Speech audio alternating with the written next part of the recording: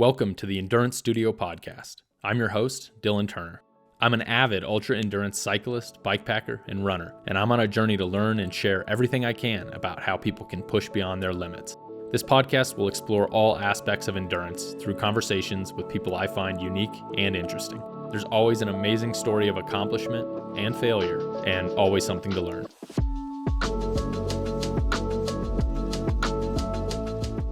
I run this podcast from an off-grid mobile studio I've created so I can travel to the guests and have authentic, in-person conversations because I believe in the importance and power of face-to-face conversations. This costs money to run, and you can support this podcast by becoming a sustaining member, liking, subscribing, commenting, and most importantly, sharing with your friends and family.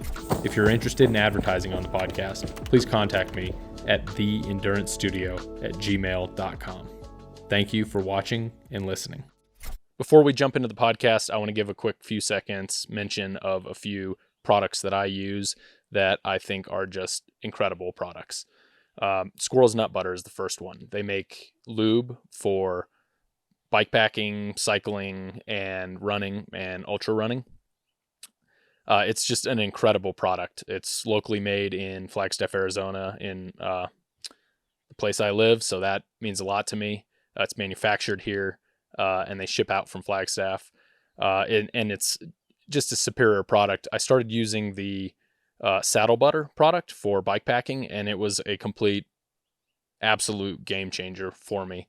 The saddle butter has tea tree oil and peppermint in it, which helps keep the nasty funk down when you're on multi-day bikepacking trips, and it's antimicrobial, so it keeps the fungal growth down, and it smells pretty good too with the peppermint. It's an amazing product. I've also used their other anti-chafe lubes for running, and stuff just works. It's a fantastic product. I am an ambassador for Squirrels. Love the product. Wanted to be an ambassador for them and wanted to spread the lube love for them. So I do have a discount code for you on that. It's in the description also. It's 10% off on all the lubes if you use code TIMBERFRIENDS with a capital T.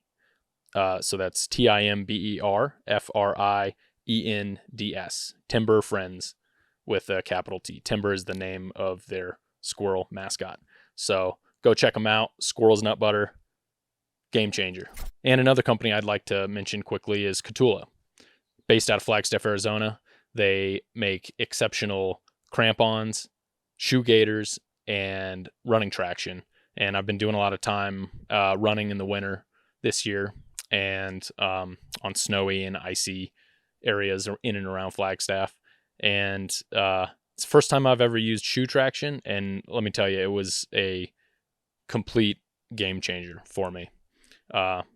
Amazing stuff. And we will get into that on the episode that we have Chris on about some of the technology and engineering that goes into the Kahtoola design products. I also use the gaiters for bikepacking and running to keep the rocks and dirts and debris and stuff out of my shoes. So amazing products. Go check them out, Kahtoola.com. And the last one I want to mention is Dispersed bikepacking gear. Andrew and Katie Strimke are incredible people. They're incredible endurance athletes, both of them. And they make really exceptional bikepacking bags. Dispersed.bike is the website there. Andrew's done the Tour Divide. He did the Triple Crown, which is Arizona Trail Race, Colorado Trail Race, and the Tour Divide, all on a single speed, all in the same year, with bags that he made. So if you're going to buy bikepacking bags, if I'm going to buy bikepacking bags, I'm going to buy them from someone who has gone through the gauntlet of bikepacking and knows firsthand how to make a excellent bikepacking bag. So go check them out. They're great people. They make a fantastic product, and support them if you can. It's dispersed.bike. Today's guest is very fast on two wheels. He's on the Aravaipa Race team, where he placed first in multiple 6-hour races and second on the 2022 Arizona Trail 800 bikepacking race. He also holds the FKT, or fastest known time, for the counterclockwise version of the Maricopa Trail Ride, which he is also the race director for. Today, I'd like to welcome to the podcast Andy Wentzel. Happy St. Patrick's Day. Yeah. Woo, cheers. We just finished up, yeah. Get some water somewhere. There you go. Cheers. Woo. Just finished up the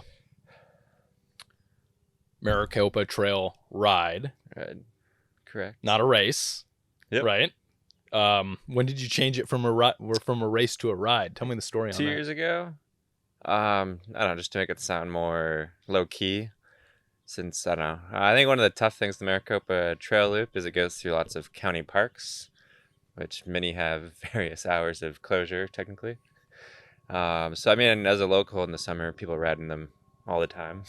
Yeah. But to have, like, more of a organized event, whatever you want to call this, just trying to make it seem less race-like. But, I mean, it's up to you. Like, ride as fast as you want, race people, but it's more just come out and try to ride the whole loop. Yeah.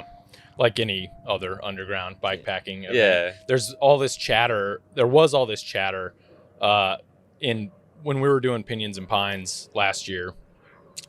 The registration was out of control. There was like 140 people or something. And we started to feel like there was a lot of pressure. And we felt a lot of pressure at that point to change the word race to ride on most stuff. Yeah. But I don't think anybody's actually, as far as I know, maybe Meg in California with the Stagecoach 400, we haven't actually had any pushback or anything like that from like the Forest Service. Did you ever have anybody mention anything to you about it being a problem potentially? No, I mean, there's some people in the past that have expressed concerns that, like, okay, if I'm going to ride it fast, I can't actually abide by all the park hours. Yeah, so, that was my concern on which, this one. Either in the Direction Road this year, I guess you go through the main gate to Estrella. Other than that, you're not passing by any gated stations. And, like, Southbound's almost till midnight, technically. And okay. only ones I've seen of people actually, like, sweeping trails is, like, by the east side of the McDowell's, Gateway Trailhead. There'll be some, like, hikers that come through around sunset and kind of flush people out of the trail. Yeah. Other than that, I mean, most of the trails don't actually have signs posted where you're going to enter them, and it's kind of a gray area. Yeah. I mean, the Estrella Mountain people were pretty cool with me. Yeah. You know, they were just like wanted to know what I was doing, make sure that I wasn't camping in there. Well, there's other people who've, like, written long reports of their ride on the Maricopa Trail, and the people are like, oh, that's cool. And, like, we'll send them a little, like, example sign.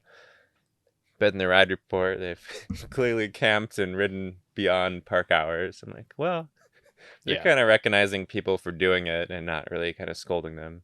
Mm-hmm. I mean, I've emailed with the Maricopa Trail people before and just being asked, like, are there any restrictions to doing, like, riding through? They just said closure hours, but didn't really say what that means. Okay. So they kind of gave me a vague answer. So I'm just like, all right. So you've done your due diligence for the most part. Yeah. Always kind of wondering about that with these things, you know, how much do you want to ask? You know, we've asked the Forest Service a few things in the past, specifically once when we were on BLM land, because that's a whole different land management group. It's all federal compared to the Forest Service. So there's a whole nother can of worms there. But as these bikepacking races grew in 21 and 22, as we saw kind of this like major influx, I mean, the last 2 years of Pinions and Pines have had out of control registration. We'll see in a week what this year does. But I was feeling like we were having some pressure to like be sure we didn't push up against that. Gotcha. You know, that. So we were continuing to be mindful of that cap of 74 for the Forest Service and stuff like that. But Maricopa Trail Ride has always been pretty low numbers. Yeah, I think the biggest we've had is probably 12 people at the start. So it's low enough that I'm not super concerned about it. But if it should grow to like 20, 30 is fine. Once you start getting above that, if you have a mass of people coming through, maybe it's more of a, you need to start getting more official permissions. Right. It's going to flag some stuff up and yeah, I mean, there was create a problem for people. 7 of us at the start, and so it's by the time you get anywhere, you're spread out enough. Yeah. That's a group ride. Yeah. It's really just like a group ride at that point. So what are the tell me a little bit about the origin story of the Maricopa Trail Ride. Is it something you created or? So there's this Tuesday night bike ride called Short Track Papago that's kind of May through September every year. There's a friend who lives in Cave Creek, he used to go a lot, Ryan Gould, and he kind of always joked around, what if we did a race the Maricopa Trail, but made it like Mario Kart style? Like, if you're in front and on like one of the out and backs that we don't do, like the Santan, if you left someone like a beer, they'd have to drink it, or they have balloons somehow. So we kept toying around with that, but couldn't figure out a good way to actually make that work. So then, I don't know, in 2020, I was kind of like, yeah, let's just ride the loop. And so it kind of just spurted out of that. That's great. So like Mario Kart style where you get the gift boxes? Is that what you're talking about? Yeah, he's like if someone placed? like left you like a random snack or like a beverage to drink, you'd have to like consume it. I was like, I don't know how that actually works. It's a great idea. So what about like the weaponry in Mario Kart though? You know, like the what is it, the blue shell that just like takes the first place? That almost happened to you this year. It did. I didn't blue shell you, but somebody did, man, because what happened there this year? Yeah, about 20 miles left, my free hub decided to stop working. And what were the symptoms of it? I mean, I'd been clicking for a while beforehand, but then I just couldn't pedal anymore. Like, wouldn't catch on. Oh, it was just like free hubbing? Yeah. What kind of hub is it? It's a Sunringle. Okay. Nothing too fancy, but... Because I heard for a while there were DT Swiss EXP hubs that were malfunctioning, and they would just either lock or just continue to free hub, like what you're describing. Yeah, it would just keep spinning. Yeah, for a while I could kind of like, if I like backpedal a little bit, I could get it catching a couple spots. Then as long as you kept constant pressure, it was going forward. But then that eventually stopped doing it too. And that was, let's see, you were maybe 26 hours in? Yeah, about that. Right? Because, yeah, you were at McDowell? Mm-hmm. Yeah. Because I looked down at, so I was checking the trackers throughout the race and seeing you slowly pull away from me. And I was like, my hopes of, because at the very beginning, I tried to stick with you. I was like right on you. Yep. And then you slowly pulled away. And then as the race goes on, you just continue to pull away. And then I checked the tracker at, I think it was before McDowell. And I'm like, how did I, am I really riding that fast? How did I make up that much time? You're like 2 hours ahead of me. And then I check it again and you're like an hour ahead of me. And I'm like, I think I might have a slight glimmer of hope to actually catch him. And then I get to the finish and you're like, yeah, my hub blew up. I was having to scooter the last 20 miles. And I was like, okay, I'm not that fast. I definitely didn't pull some magic out of my ass. I had a ride waiting. I was like, I could just bail and have someone pick me up. I was like, at least to get to the next trailhead. Fraysfield's a shorter drive than McDowell. I was like, okay, there's like 13-ish miles left. I think I can at least just finish. Yeah. It's so close to the end. Scootering though, that's the downhill parts are fine. Yeah. I'm trying to remember the last 20 miles of it because so out of that was past the like stables thing, the stable McDowell. Yeah, right? you get into like Brown's Ranch area. There's a bunch of hikers by the Granite Mountain Trailhead. It's kind of it's a little uphill, but it's mostly flat. Wow. Okay. Whoa. For everybody just listening, that was a whole bunch of quail, I think, that just spooked and ran into the back of the tent. So that's what happens when you have a remote studio. Sorry, go ahead. Yeah, the last little bit is kind of, I guess you got like flowy a little bit. It's like gradually uphill, but it's kind of flat. A bunch of little downhill segments too. Yeah, so you could scooter pretty good on that. Yeah, if it was straight uphill, that'd be like no. Yeah, it was. That seems. Do you get like? Well, I guess. Have you had really, really bad mechanicals in other races? Not to that extent. I guess during the Arizona Trail, I broke a brake lever off like halfway through. Where at? Do you remember? I was coming off Four Peaks down into Sunflower. Okay. Kind of crashed and then picked my bike up and the brake lever was off. I saw a photo of someone electrical taping a fork. That was me. Dude, that was you. Yeah. What a gangster move that was. I was like, well, because Payson was mostly uphill from there. So I was like, okay, make it a Payson from that point. And then the one bike shop in town used to be a bike shop, but they didn't have like anything. So I called him. I was just at Bashes. I'm like, what do I do? Well, here's some tape and some plastic utensils. That worked well enough. It looked like it worked perfectly. Yeah. It looked like it was like the most epic MacGyver moment. Like yeah, that's a pretty rough one. Let's go into the Arizona Trail Race a little bit. I started that year also that you started. Yep. That was 2 years ago. You and I went back and watched your tracker on it to get a recap of it, and it seemed like you were very close to Hefe.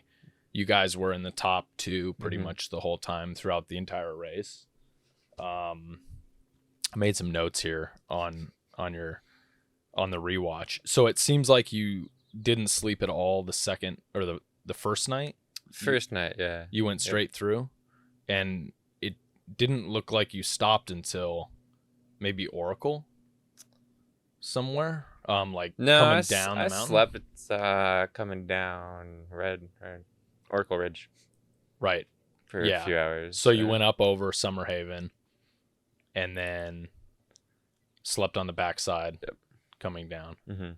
Which, by the way, that when I first rode the Arizona Trail Race, I was like, oh, we're just gonna like pop right down to Oracle, right, and be there in like an hour, right? Yeah, no. Oracle Ridge is couldn't even really see the trail too. It's like so overgrown. It's rocky. There's bushes on both sides to shove your bike through. Yeah, right. Because that was the year that we had really, really intense monsoons. Yeah, and everything was horribly overgrown. Like horribly. Like you couldn't. I remember riding and just like looking at my track, and it's just grass in front of me. Yep. And I'm just following a track, and then all of a sudden I'm off into like a wash, like that I didn't see coming. You get off your bike, and the grass would be like chest high. It's like, okay, I can't see the trail. Hopefully there's no rocks below. Did you see any snakes or anything that year? Any rattlesnakes? I don't think so. Really? I was freaked out that there were going to be like rattlesnakes in the bushes. You know, just like because you couldn't see anything on the trail. That I was just gonna ride near one or get. I was like super paranoid by it. I guess I'm used to them out here. I don't even know if I thought about it. Yeah, but in the high grass like that, it's true. If you step on one. Yeah, and like you're just hiking, you know, and I think it's different when you're riding because you can kind of just you're in and out pretty quick, you know. But if you're pushing your bike through this tall grass, I remember there were also these bushes that had like seed pods in them, and they sounded just like a rattlesnake. Yeah, those made me paranoid a few times. Dude, it freaked me out. Freaked me out that year. I think it contributed to my demise on that year. So anyway, so you and Hefe were like you were like right on his tail. Were you were you determined to win it, or were you coming out like were you trying to actively catch him, or were you just like, I'm gonna ride my best I can and see what happens? I was just kind of riding the best I could. Yeah. I mean, that's the longest I'd ever done, so I didn't really know what to expect, especially after going like second, third day in. So just kind of like, yeah, see what happens. Yeah. It seems like you're, at least from your, the history of your rides on Aravaipa, your sweet spot is like a 6-hour race. That's kind of the distance they host a lot, so it's easy to do. I see. Yeah. Because you got a lot of first place wins doing a 6-hour race. So Yeah, I mean, we get 6 to 8 people doing a 6-hour category at night, so it's not like super competitive. Some of their day ones get more competitive. The night, for I guess those I don't know, it's Friday night races in the middle of summer, so they're growing in size, but it hasn't been super popular to show up at 7 p.m. on a Friday night and race till like 1 in the morning. really, it's popular for running. It's surprising. Saturday nights, people don't like. I don't know if it's a Friday night thing, if you work that day.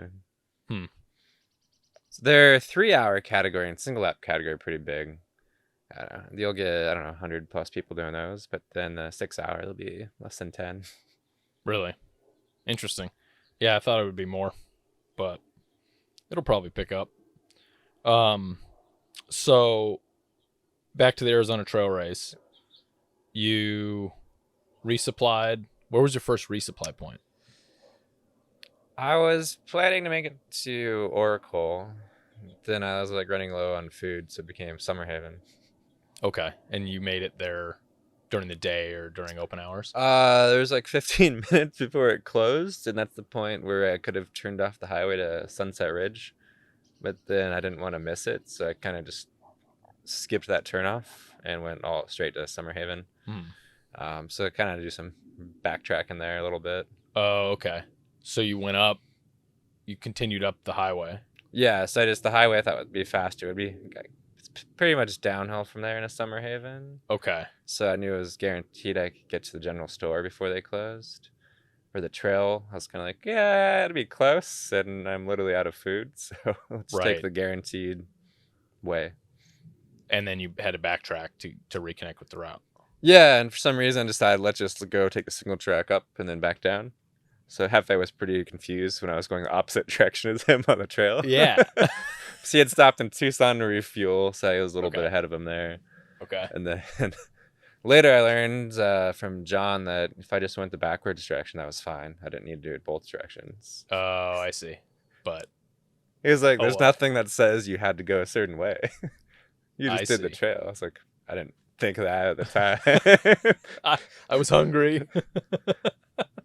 Like, I don't know. I would have been, stuck there overnight until they opened again if I didn't hit it. So Right. Yeah. Yeah. And that's, man, that is such an interesting part of bikepacking that I love is the logistical challenge of the planning of that. And it's so, because it's not just being physically fit, right? That's just like, that gets you in. But then it's all the other stuff. It's the water, the hydration, the nutrition, making efficient stops, and that's something that I've been trying to get better at. I want to get to Maricopa Trail Ride, how you only stopped for like 45 minutes or an hour or something. 45 minutes, I think, was your non-moving time, which was just I want to dive into that. Because I got to figure out how to get there. Because that's impressive, my friend. But we'll get to that in a minute. So you resupplied at Summerhaven, and then you slept on Oracle Ridge. Yep. And then did you go into Oracle? I did. Okay. Which, forgot the guy that dropped out of the 300, but he was at the gas station there, and we chatted for a bit. And he's like, oh, yeah. Shall we just do Tucson, not Oracle? Because Tucson's like a mile out of the way. Instead of Oracle, you're 3.5 miles each way or something. Right. Yeah, it's a bit of a ways, but yeah, I think before I was just looking at other people's past 800 routes, and several people would just go to Oracle refuel. So I was like, okay, makes sense. Because then it's a long stretch from Oracle to Gold Canyon. Yeah. Unless you drop down into Superior from Picket Post, but that's another 5 miles each way or something. So did you do the famous AZTR pizza delivery service? I really wanted to, but I was there like 2 a.m. Yeah. Okay. So I could not. Apparently that guy's name is the King of Kearney. Yeah. The guy that owns that pizza place. Oh, nice. Have you heard that? I hadn't, no. Yeah. There's a guy, Chris Wilson. He has a YouTube channel. It's PNW Bikepacking, and he just did the Arizona trip. He toured the 800 Gotcha. and met the king of Kearney, and he picked him up and brought him into town. And yeah, so there's a whole story with that guy. But that was something I missed on the first time I did the 300 that the guy Johnny, Alexandra and Johnny Price. Mm-hmm. Yeah. I was kind of playing tag with them the whole time, and Johnny was like, okay, when you're on the top of Ripsey Ridge, you get cell service in this one spot. And he had it down to a science. He was like, it's 30 minutes from this spot to the ADOT station. So, because those two, they got it down. They got it down pretty good. Yeah, it was funny. I was hiking Oracle Ridge, that section parts that you mentioned earlier, where you're like, trying to push your bike through pokey things, and there's a exposed cliff on one side and rocks on the other side, and they're up ahead of me, and they're kind of like together, and I could hear Alexander just saying, "Happy anniversary, Johnny. Isn't this great?" And it made me smile, because it's like these two, they were like born to do this. Yeah. Like they've found it. They've really found their thing. So that stayed with me.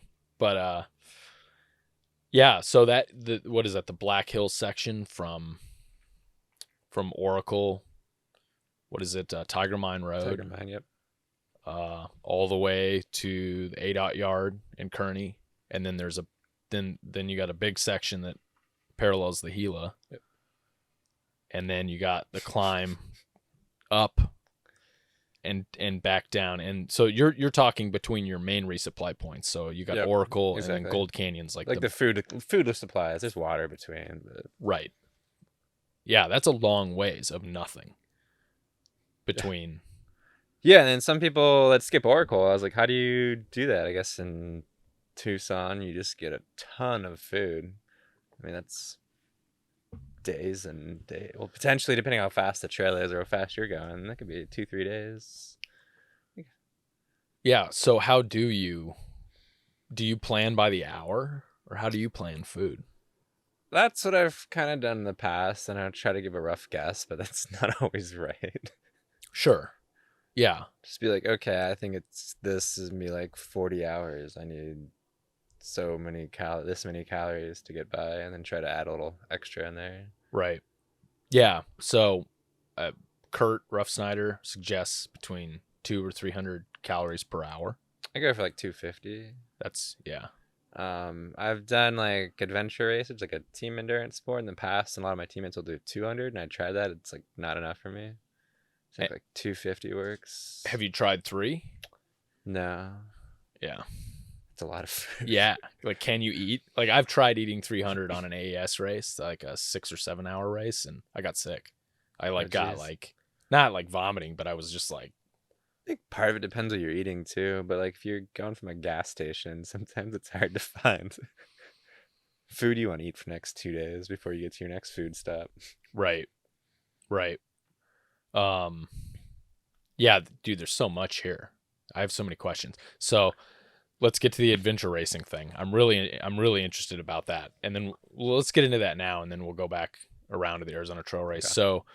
So, this is a new thing. You were telling me about this yesterday. This is a new thing for me. Can you explain to me what this adventure racing sort of thing is? Yeah, so adventure racing is basically like a team-based endurance sport. There's 4 of you together. It's typically a team that has to be, if you're be in the top category, it's co-ed. So whether that's like 1 female, 3 males, half and half, I don't know, 1 dude, 3 chicks, just co-ed team. So it's usually there's 3 main sports: biking, trekking, which is hiking on foot, and then some type of kayaking or paddling. And then so you get like topo maps, just a topographic map, and the race director usually puts like marks on it on these little like bags you try to find. They call them like checkpoints, like a little orange and white bag like that big. And there'll be a punch on it after you've gone there. So you're doing map and compass navigation to decide your own route. I think route's completely unmarked, so you're having to navigate where you're going. And I guess as a team-based sport, it's really you stick together. It's not like a relay. Like there's rules, you need to be within 50 meters of all your teammates at all times. You can't really get like spread out. So a lot of it becomes too, it's how well do you work together as a team. With 4 people, usually there's someone's feeling really good and someone's feeling kind of crap. So there's like a lot of strategy that goes into, okay, if your teammate's in like a low spot, like maybe you take their backpack. Maybe like if you're on bike, we'll have tow setups. So you can like tow someone if they're not as strong. So it's kind of interesting. It's almost like a self-supported sport too. Like at the start of the event, you kind of have a general rundown on what the race is going to be, but you don't fully know until you get the maps. Basically, but you got to pack like gear bins that have all your required gear and then how much food you think you need for the race. And the race organization will move those gear bins between the transition areas where you go from like trekking to biking or whatever sport you're changing from. Yeah. And at those points, you can like get your extra food or bins or extra gear, but between that, you have like nothing.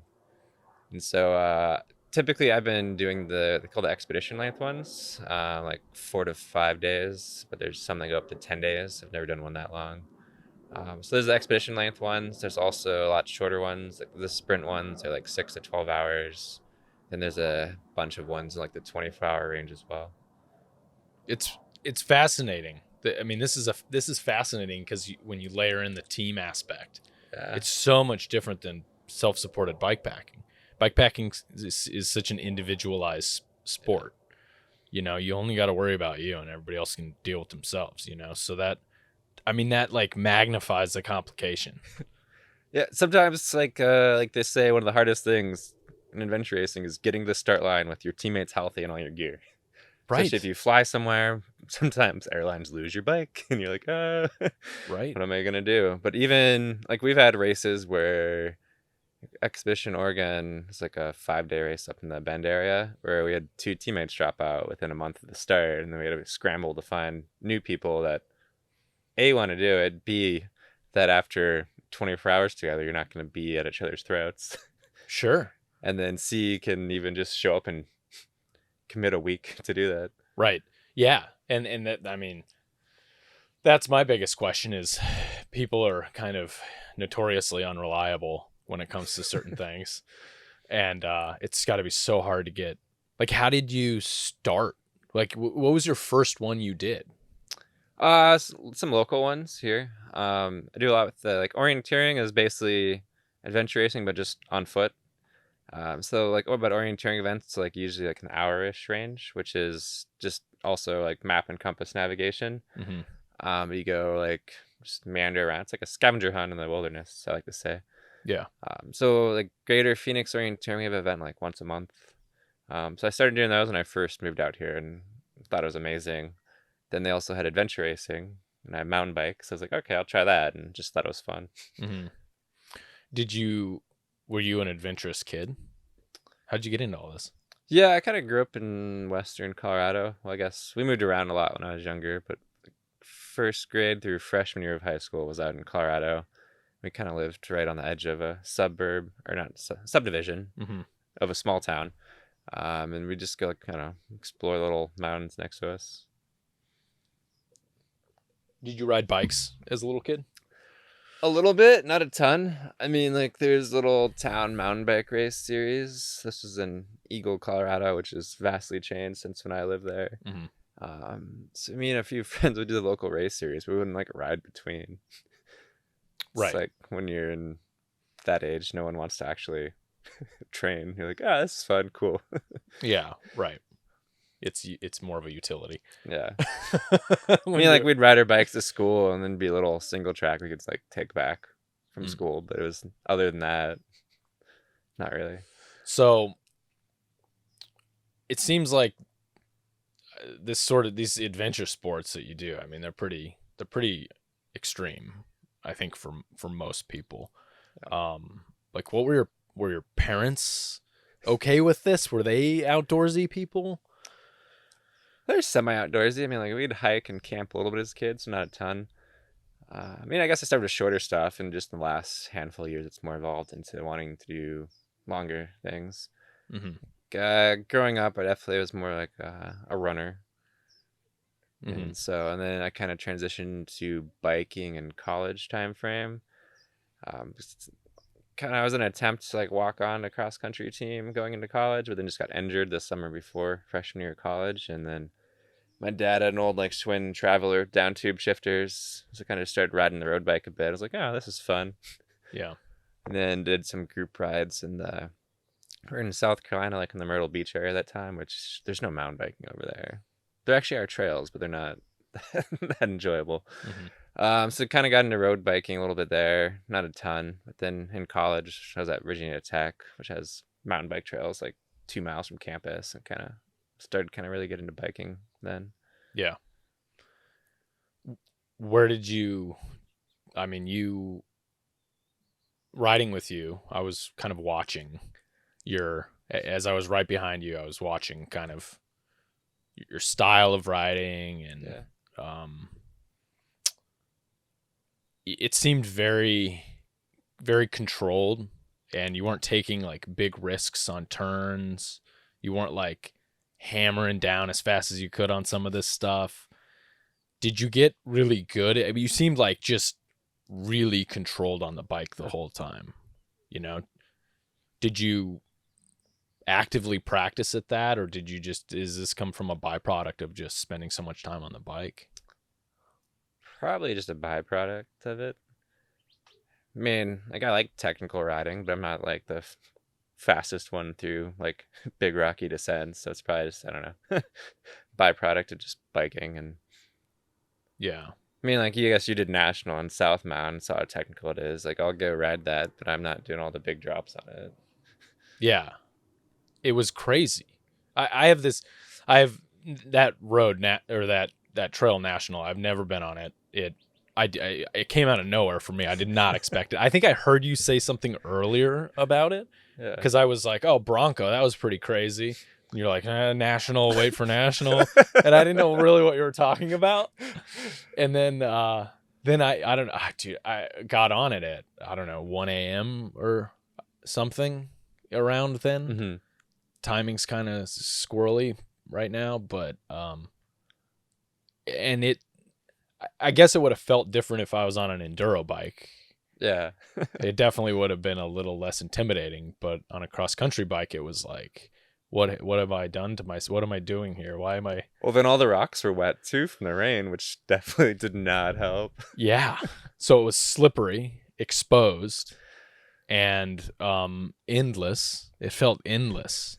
Felt like I was up there for 12 hours. I think it might have been maybe 3, maybe 4. I don't really remember. I kind of quit looking at the clock, but I do remember the red towers. Those like cell towers or communication towers of some sort, just off in the distance, and then they slowly get closer, and then you're like right at the base of them, which was pretty cool to see those at night.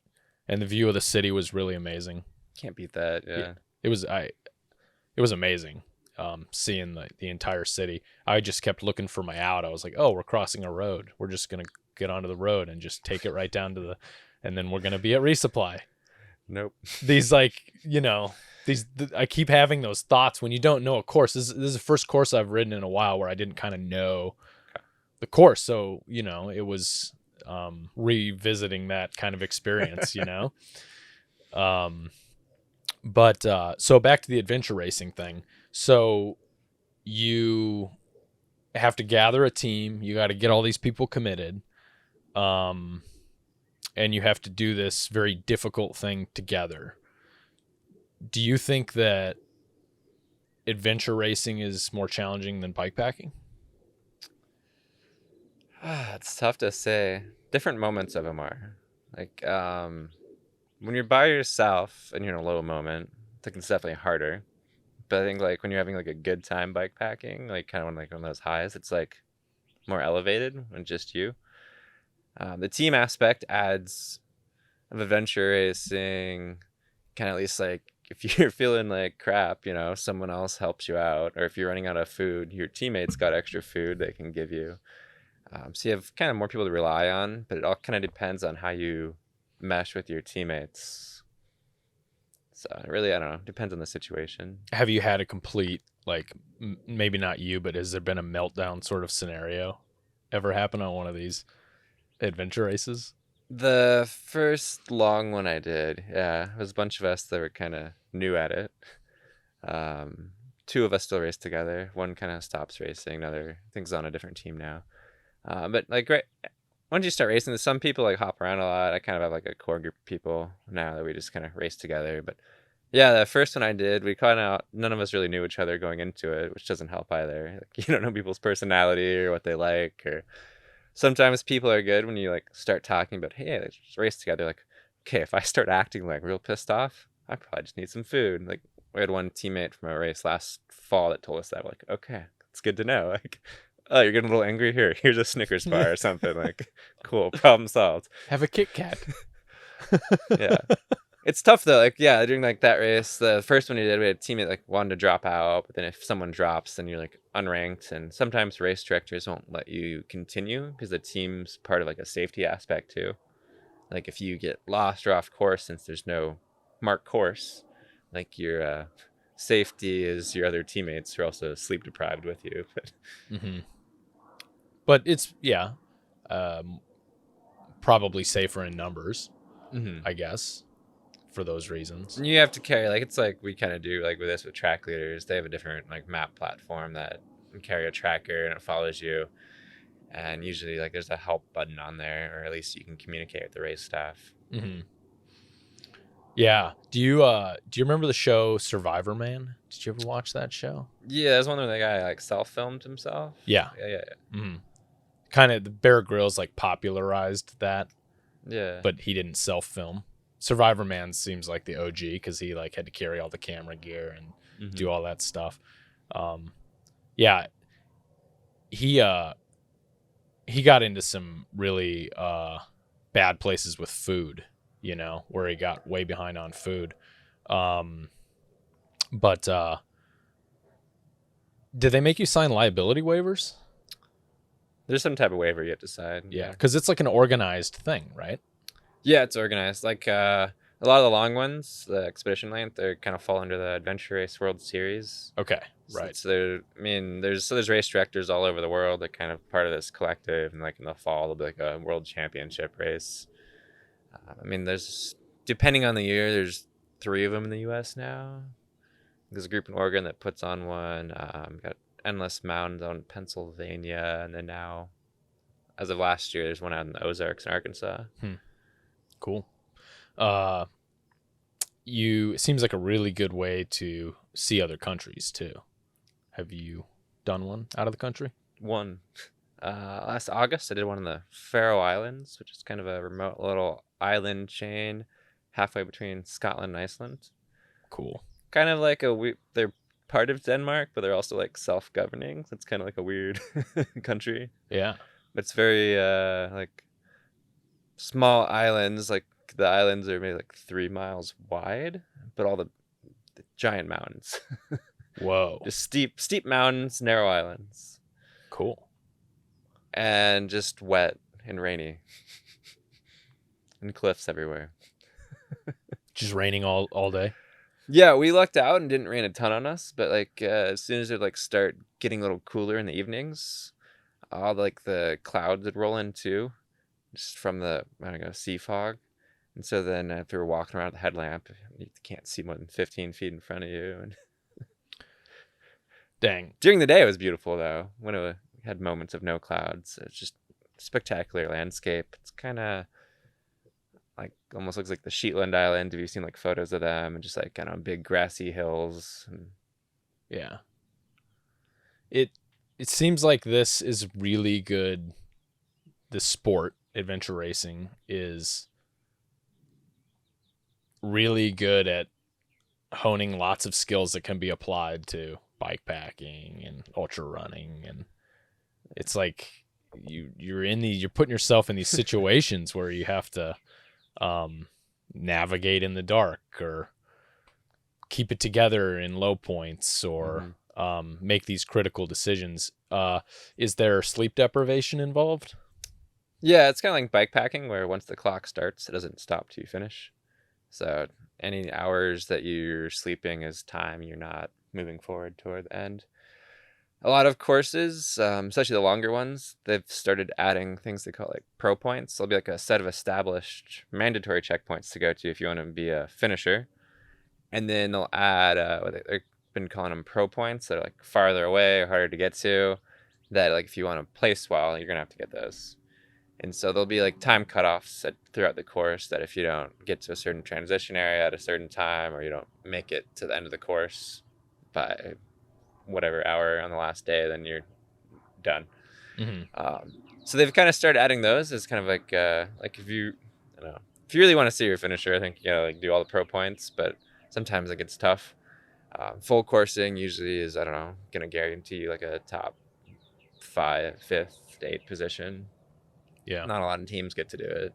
But they kind of do those as kind of a way that everyone still gets to do their event. And then maybe if you don't want to go as fast, or you want to sleep more, you can still like finish and have a good time out there. If you really want to push yourself and try to do it all, then you sleep less. But for the sleep part, yeah, it gets tricky. I don't know. It's probably why you heard me at the start being like, it's only one night. We don't need to sleep with the Maricopa Trail. Yeah. I'm used to like, I guess, adventure race mentality is the first night you never sleep. How many times have you done that? Probably done 8 or 9 of the 5-day races at this point. And a few 24, 30-hour races. So you're very comfortable pushing through the first night, no problem. Yeah, I mean, there's times where definitely like, especially like 3, 4 a.m. where you start like feeling it, tired. But I think I guess as you get to know that feeling more, it's easier to keep going. So how long have you gone without sleeping in one go? 30, 35 hours. I guess 40. Once you get to like, I mean, we never skip sleep the second night. It's kind of critical. So generally like first night, not sleep. And the second night, try to sleep a little bit earlier. So like, I don't know, other like third, fourth night, maybe trying to sleep in like the after midnight. But like the second night, it's kind of better to sleep a little bit earlier. Just pushing through that second night after not having slept the first night gets pretty tough. And at some point, you're just not moving fast or efficiently. You might think you are in your mind, but you're not. And how long do you sleep that second night? Is there a number that works for you? It's a little flexible. I think sometimes it depends. I think usually like 3 to 4 hours. I don't know if how good it is, but at least a lot of times I've heard like 90-minute free like intervals are good. So if you do like 3 hours, you're gonna go up like 4.5 just for like natural REM cycles, or like 90 minutes roughly. So we'll try to kind of stick in that area. Okay. And then you can consistently hold that for a few days. Yeah. That's hard. It gets tougher like the farther you go in too. Yeah. So I mean, then sometimes there might be like where everyone's falling apart and you just need to take a 10-minute trailside nap, which somehow 10-minute nap can make you, when you're that sleep deprived, 10 minutes is, somehow a big pick me up. And yeah, what's with that? I don't know. Like, you can feel like like you're completely out of it, then you nap for 10 minutes and then you're like, I feel great. Yeah. It's happened. My wife has reported that many, many, many times doing like Cocodona and stuff, where she's like a trail nap and you wake up and you take 10 minutes and it felt like you slept for hours. It's pretty incredible. Yeah. But then maybe sometimes, 6 hours later, it starts to catch up. Yeah, it won't last forever, but at least you get a couple hours of feeling pretty fresh. Yeah. Would you rather sleep for 10 minutes and feel good, or a couple hours? I guess it depends on where you're. Depends. At what point, yeah. That's kind of a broad question. I mean, if you're like, I don't know, I guess near the finish, whatever you're doing, like 10 minutes gets you by. But if you're still got a ways to go, maybe you need the longer rest. Right. What about I'm still fascinated by comparing the difference between self-supported bikepacking and group adventure racing, because there's just got to be such a different dynamic. Do you think, the argument in the bikepacking world about support and media support, and how there's arguments that there's people like Leal Wilcox and Lachlan Morton who are now moving into this space where they're doing these races and they do have media support. Because that's kind of the way that they make money. They have to do it. Mm-hmm. And they're still kind of claiming that they're the fastest in these courses, and they are covering them, but they also are breaking the rules, the official rules, unofficial, official rules of the event, right? Since you've done both group adventure racing and Arizona Trail 800 self-supported bikepacking and followed the rules there, do you feel like there is, when you're with other people, that it changes the dynamic of support, of how far you can go or how well you're doing as an individual athlete? I think it does. I mean, one thing was, I guess, if you are traveling with a team and one person's injured and moving slow, you obviously can't move faster than them. So there's some aspects where if you're solo, you can kind of push yourself more. If you're one of the stronger ones on your team, then you can compensate for that by like taking someone's gear. Often there's like a mandatory amount of gear you're supposed to carry, like adventure racing. That's like a survival kit, basically. So like one way, at least as a group, you can help out each other is like I would take a teammate's mandatory gear or something else, and that can help you kind of move faster. But definitely when you're in a low moment, having other people there that can chat with you, I think helps. Yeah. When you're by yourself, you just have your mind, which sometimes if you're feeling bad can go into like dark places. You're thinking like, oh, I should drop out, this, that. Or there's someone else, they're like, you're fine. Like, oh, okay. Right. It was that easy. I mean, maybe not that easy, but there's times we've had to talk teammates out of dropping. And then, I don't know, one thing we've always kind of adopted probably from Bend Racing is kind of like a fast U.S. team from Oregon. Mm-hmm. I was like, all right, you can do that, but you have to wait 24 hours before you make your decision. Okay. So it's like, okay, you might want to drop now, but we're not going to let you. We'll reevaluate this tomorrow. And if you still want to drop, okay, no problems. But usually that changes. Yeah. Like I found Arizona Trail last 2 falls ago. There were several times I was close to dropping, and I was like, probably just need to eat or sleep. Just go sleep for a few hours, wake up, and then it's okay. What was one of those times? Do you remember? One of the by Ripsy. Okay. Kind of it's early on. I don't know, just kind of low moment. And then I was realizing how much food I had too, and I had to make a lot of Gold Canyon from there. Like, I got to start eating less. But I think it was just middle of the night too, and then that was third night, and the second night I had slept but didn't sleep well. I don't know, sometimes it takes me like a little bit to get into it. Like I was super tired, but then still, I don't know, for some reason I was paranoid about noises around me on that second night. So I think just combination of probably not eating as much as I needed to, then being low on sleep, just moving slow and not feeling it. Yeah. I wasn't implying with bikepacking that people are carrying other people's gear either. No, definitely not. Just the emotional support aspect.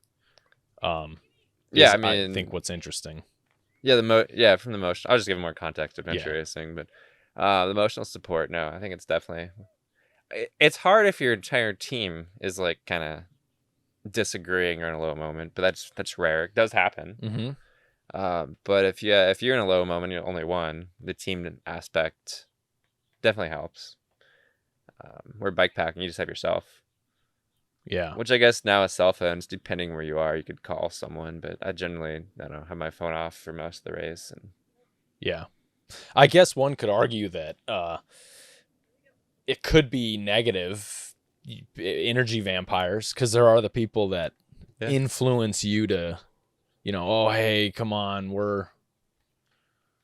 things are going real bad. Let's, so it could go the other way. You could have the cheerleaders, and then you could have the energy vampires that pull you down.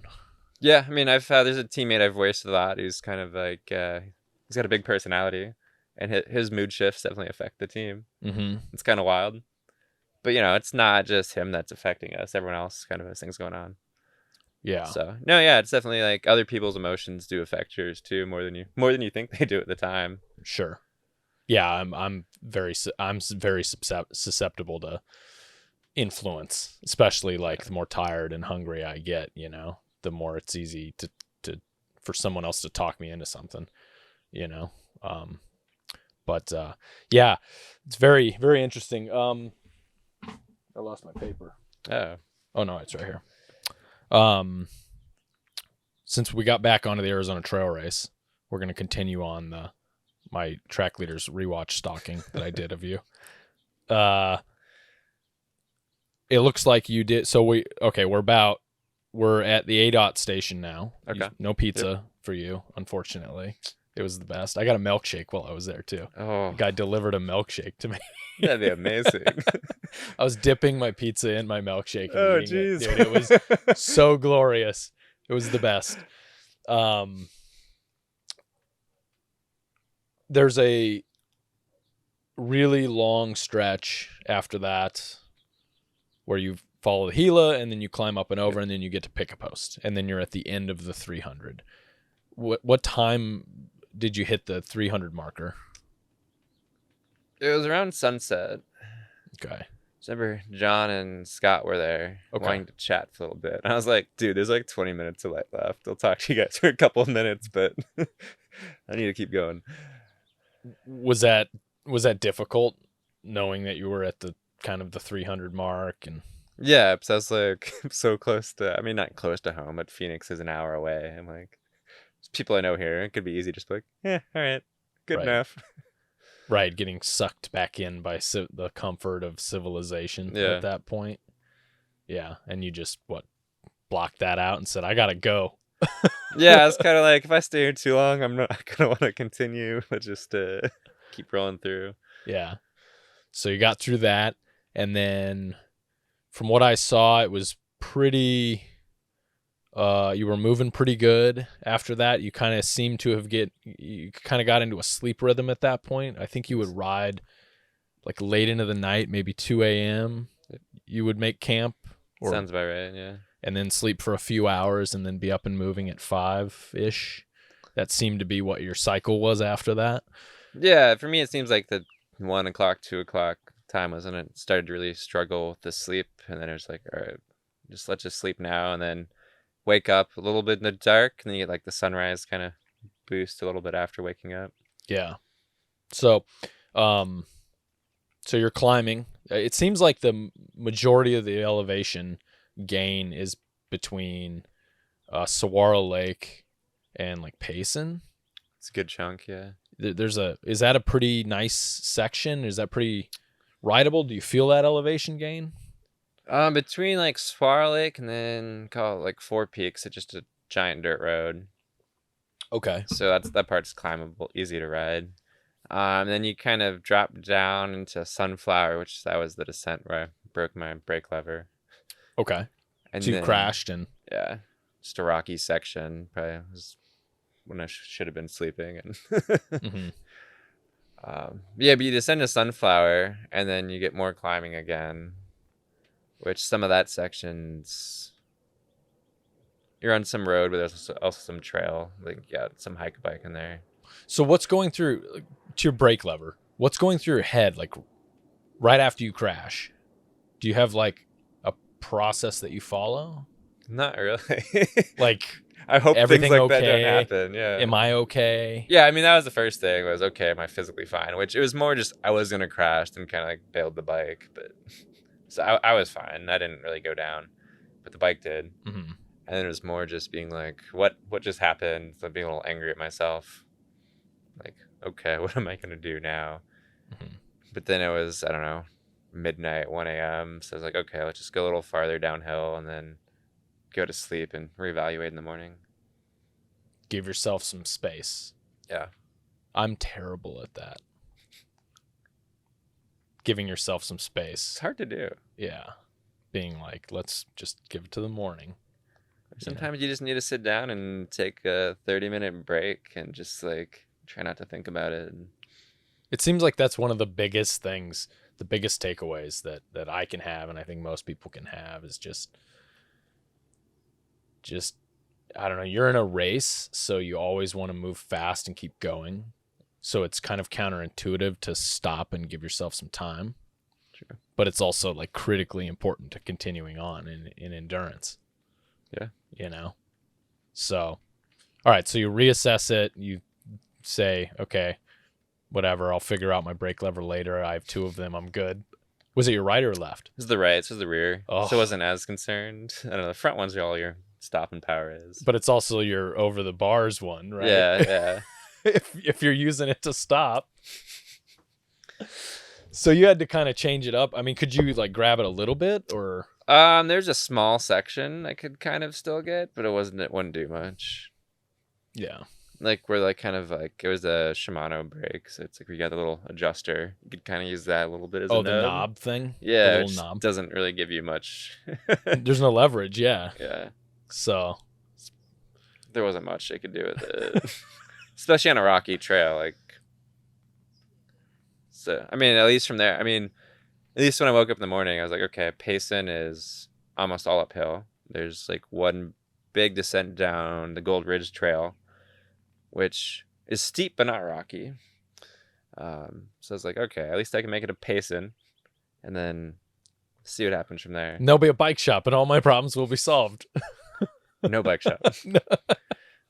There's no bike shop in Payson. There used to be. There's not anymore. Oh man, that's wild. Yeah. It's all replaced by side-by-side shops now instead of bike shops. So you do the most gangster move, iconic picture ever, which is the fork or spoon. It was a knife. Knife, even better. Classic Sorry, knife. a fork would have been. Like, I mean, I broke off part of it, so it's really just like the thicker handle part. Right. And you use electrical tape. Electrical tape. Yep. That's legendary. Yeah. Works pretty well. Yeah. You didn't get as much because like it was like shorter because I don't know, like I guess the brake lever is normally a little angle away, so this one kind of just went straight. But I don't know, it worked well enough. So did you get a hotel or anything in Payson? I did. Yeah, it's in a hotel for I don't know 4 or 5 hours. Did you get a hotel in Gold Canyon? No. So that was your first First hotel. First hotel. Yeah, Gold Canyon. I was not far from the grocery store there, like at 3 in the morning, 2:30 in the morning. So I kind of like slept in the trails out there, and then just rolled in the morning. Yeah. Which a grocery store when you're hungry and haven't been anything in days is very overwhelming. You just walk in and you're like, there's so many options. Gas stations, a lot easier to be efficient at a grocery store. It's almost too many choices. Really? Yeah. Yeah, you just navigating the aisles is overwhelming. Yeah, and you're kind of like out of it a little bit, and you're just like, there's so many foods that look good. Yeah. It's funny how that works because you're spending days and hours just like dialed in, like completely in the zone, not dying on a bike, making all these good choices, trying to like navigate and not get lost and like navigate your bike in technical stuff and make good decisions on eating and make sure you're drinking enough. Mm-hmm. And then you get into a grocery store and you fall apart because you're just overwhelmed. And I don't know about you, but sometimes I have trouble communicating after I've been out for a couple days and just kind of like getting my head jarred. And then I go in and I like try to talk to somebody and it's like the words don't come out right. Yeah, like in Payson, I also went to the grocery store and like I think the store manager thought I was like homeless or something, but I dropped something and said something to myself. And he's like, "You okay?" I'm like, "I'm good." But then he kind of started following me around and You're just checking on your well-being. Yeah, he's Make sure. probably looked out of it. And then Oh, that's so funny. So did you, I mean, is the pace in the shower, did you take a shower and kind of like showered, yeah. revitalize at that point? Yeah, I really needed to charge things too. So I was like, okay, need a hotel. Mm-hmm. Phone was low, backup battery is low. I think my tracker had already died at that point. So like my track vanished from, I forgot the name of the peak. I don't know, just outside of Sunflower area. I do remember that. Yeah, it made a magical jump. Yeah, later then I discovered, okay, there's like low battery settings you can put on the inReach to be more efficient. So after that, I applied those. What are you using for a bike computer or for GPS? Just E-Trex. The old school? Yeah, the AA batteries. I just went away from that. I regret, like, I'm not sure if I've made the right decision. Okay. I went to the 1040 solar. Oh, gotcha. And we will see how I deal with that on the Arizona Trail Race, or sorry, on the Colorado Trail Race. Okay. Because it's like 5 days, and I know the battery's not going to last that long. Then how do you charge it? Right. Yeah. So I'm a little concerned about that, but I had the E-Trex and swore by it forever because it was like 2 AA batteries will last 3 days. Yeah. You know? So, and you can carry, you know, hypothetically 12 days worth of batteries if you wanted to. Most gas stations have them too. The lithiums. Or can you run have you run regular batteries in it? It's in the regular. Yeah. Yeah. I mean, I found one gas station during the Arizona Trail and they had like 2 left of like the fancy like camera ones and they like nothing else. I was like, oh, good. This mine's dead and I needed batteries if you guys didn't have any. Yeah. Do you have any backup for your nav? I usually have it downloaded on my phone. Yeah. Just in case. But then like doing the AZT, it's like, okay, can't use the phone that much unless I have a lot of backup batteries for that too. Right. And you have to recharge at some point. Okay, so you leave Payson and you climb up the rim. Yep. Anything eventful there? Not really. I mean, there's a bunch of hikers out that wanted to chat. Mm-hmm. So, I mean, even like chatting with random people is like a mental boost. Mm-hmm. So some, I don't know, friendly hikers, hey, how's it going? You like chat for a few minutes and you're like, oh, okay, cool. Did you ever catch Hefe? You were just right behind him. Yeah, after Oracle Ridge, when we were together for a little bit, then I never saw him again after that. I never saw anyone from the race after that. That's wild. Yeah, that's wild. Was New Highline built yet? It was actively being built. Okay. Like sections were, and then I came behind the guys like with a little tractor digging it and had to wait for them to finish a section to get by them. Okay. But no, it's not as it is today. Like I rode it this fall and it's like, it's so nice now. Yeah, it's a lot faster. Yet. Really? Yeah. Is it good both directions, do you think? Yeah, I think it'd be fine both directions. Yeah, I haven't been on it yet. I think we're planning on keeping it part of for Pinions and Pines, putting it on there. I think there's some forest closure or something that's going to be happening though. Oh. That's going to adjust that soon. And then up Washington Park, I believe. Yes. Yeah, like a little like mile long hike a bike. The big it's like a cut in the side of the essentially. Yeah. There's an old railroad tunnel if you like just go off the trail there.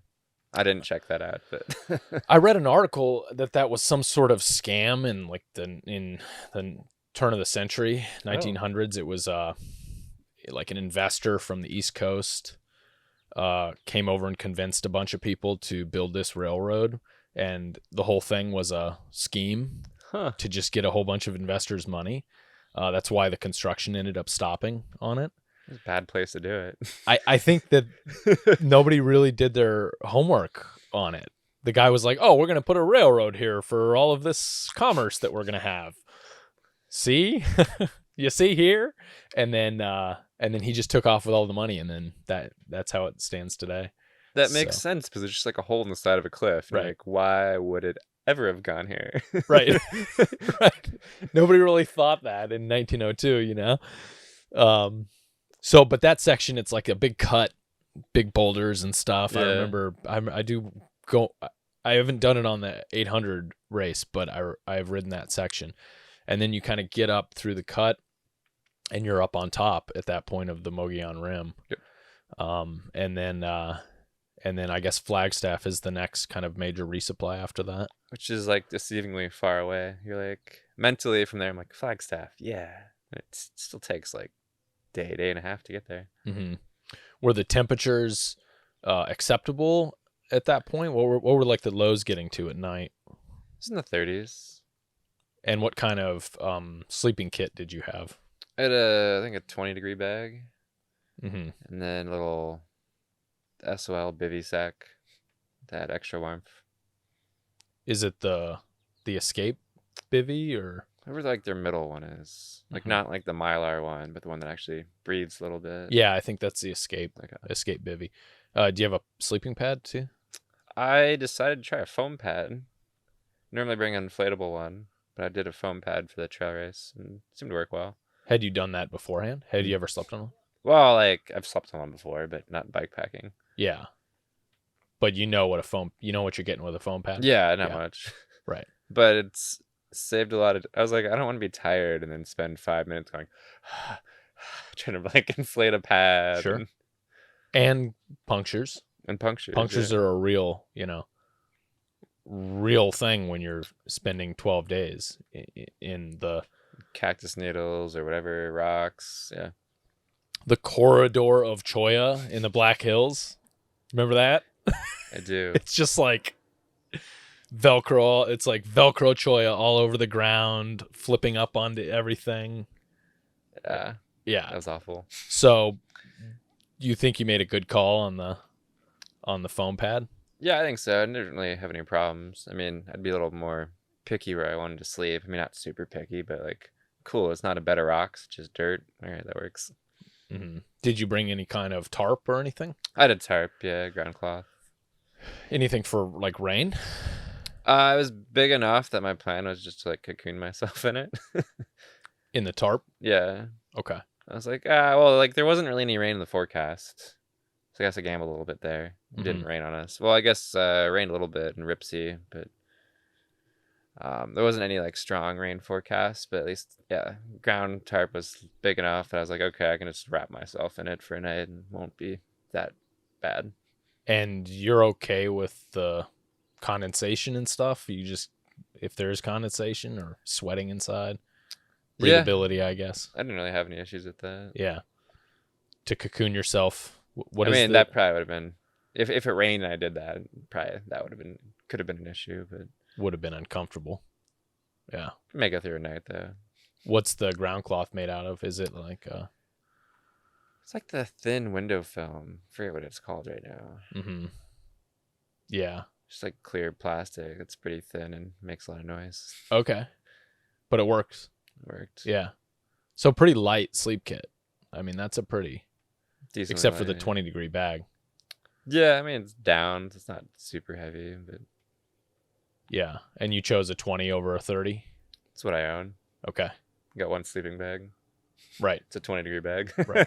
So you chose that one instead of buying a new one. Yeah, use what I already owned. So. Right. Where did you carry the sleeping bag? On the front or the back? Head in the front roll. Are you using a harness or? Yeah, a harness. Mm-hmm. Nice. So, hotel in Flagstaff? No, I think Payson's the only hotel I did. Okay. Yeah. Yeah, Flagstaff, after refueling at the gas station, that's a little like quarter mile off the trail before you climb into Eldon. The Conoco. Yeah. Yep. Yeah, I like rode a little past there and then camped right before like Snowball Road. Okay. And temps were acceptable. You were good in your 20-degree bag. Yeah, because I had like a down jacket with me too, and then I think that night was cold, but I just had all my layers on, so then it was fine. Mm-hmm. So then you have like 100 miles, I think, to get to Tucson in the South Rim. Yeah, sounds about right. So did you? I think it's about a day. It takes about a day. Yeah. For most to do that. So it's all pretty good riding too. So you got through that, got through Flag. Your brake lever's holding strong. You doing good. Decided not to go to a bike shop or anything in Flag, or? I got there like at 8 p.m. Mm-hmm. So I would have to wait till like 10 o'clock, probably the next morning or something. So it was more just, I don't know, timing. And at that point I was like, yeah, all right, it's been working. Mm-hmm. Might as well just keep trucking along. Yeah. Okay. Yeah. I mean, so much of this is that, right? Is timing. Yeah. If you get, if I was there middle of the day, I probably would have gone to a bike shop. But they're already all closed. I'm like, all right, bike shop hours don't open early. Right. Might as well keep going. Right. So you just soldier on, and then back to my track watching, rewatch you for the fourth time. Something interesting, something strange happened there when I was rewatching it on Track Leaders. Where, from my perspective, well, Hefe hit it late at night, Tucson, the south rim of the Grand Canyon. This is where, for those of you that don't know, where the bike portage starts. So you have to, the idea is to port the Grand Canyon. Bikes aren't allowed. As part of the race, you have to disassemble your bike and attach it somehow to your body and hike rim to rim with your bike. And Hefe, I think, got there late in the evening, like 7 or 8 o'clock, and I was like, he's for sure. I was just thinking this in my head. I was like, he's for sure just gonna like sleep and start it in the next morning. And nope, his dot starts moving down at 8 or 9 o'clock, and you're right on his tail at that point.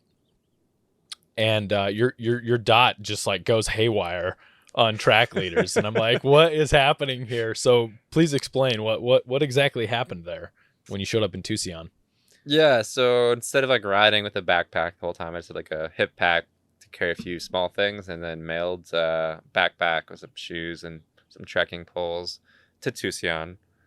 There's a place that said they're open to like 7, and I called them a couple times to confirm. And so I got there, I think it was like 6:25, 6:20. I was like, perfect. Go in, and there's a guy cleaning. He's like, how'd you get in here? The door's supposed to be locked. He's like, we closed at 6. And I was like, try to talk him into like letting me get my package because he didn't know where they even stored them. So I was kind of out of luck. Dude, you're not like, hey, here's $20. Let me look around. He wasn't having it. But... Oh, man. Oh, to get to that point. And he's like, oh, we open at like 9 o'clock tomorrow. Maybe it was 10 o'clock. I was just like, what do I do now? That is so defeating. I mean, at least you're like, it's a reason for me to rest. Yeah. To look on the bright side. That's what I didn't. And you didn't? No, I mean, like the general store there doesn't have late hours either. So I kind of like rolled over to there and bought food. I was kind of like, okay, what can I do now? Because I had my hip pack, and then like in my mind, it seemed like a good backup setup where it's just some like webbing straps I could kind of attach to it to make a backpack. So I bought food, then rolled to the south rim thinking I would try that, and actually set up my bike with it and went down, I don't know, half mile, maybe a mile into the Grand Canyon, and decided, no, this isn't working. Like, it was super painful. Like, it was going to take forever. So I went back out and just slept for 6 hours at the top of the south rim. Went back to Tucson in the morning to get my backpack. Which the benefit was I found an all-you-can-eat breakfast buffet, and I had an hour to kill before the place opened. So I would just sitting there eating eggs and potatoes and drinking coffee. It was meant to be, you know? So you tried to, did you have like shoulder straps that you like with your hip pack scenario? I'd like it's basically like it's a webbing strap, like a buckle. You can kind of like cinch, and then took some like knee warmers as like my shoulders for the weight. Just for padding. Just didn't work well to strap it onto. I may have been able to do it, but like going up the north rim would have been pretty awful. Yeah. Going downhill's one thing, but then trying to climb back out is a whole different ball game. And all the weight is basically concentrated on your hip and a little bit on your shoulders, I guess. It's mostly the shoulders. Like, the hip pack didn't do anything. Okay. Really. Yeah. Something to like strap or like route a strap through, but it wasn't taking weight as I was hoping it would. Right. So, yeah, well, change of plans there, right? Thanks to all those people you called that said the wrong time. They could have told you the correct time. Yeah, I don't know. Maybe they changed their hours. I'm not sure. That's one of those variables, you know? Like, there's so many variables that change that you're just like, let's figure out, okay, here's the problem. This is the problem of the day. I have a broken brake lever. I showed up late, or I showed up on time, but it was late, apparently. So what's the next plan? It's like you become a professional problem solver, you know, with this sort of thing. Don't really have a choice. So you're like, okay, this happened. I can quit or figure out how to keep going. Right. And it seems like that's where a lot of the people who have success at these things are problem solvers. They don't even know it. They just have it built into them. So you get your belly full of potatoes and all you can eat. Dude. It was amazing. Yeah. I can imagine. They had like a whole like menu, all these different items. I'm like, I don't know what to get. I see breakfast buffet. I'm like, okay. Amazing to get an That all was you can eat good. breakfast buffet. How many miles in is it at that point? Just below 700? 700 miles. 680, something like that. And maybe nine or 10 days at that point. The start of the 9th day. Or 8th day. I don't know. Yeah, it's okay. We'll just give a range, 7th to 9th day, Yeah. potentially. I didn't keep that intricate of notes on the track leaders rewatch. And you have been burning thousands and thousands of calories per day. I bet you put some hurt on that buffet, dude. Just many trips. Yeah, with multiple plates. I bet that was the most epic buffet stop ever. Oh man.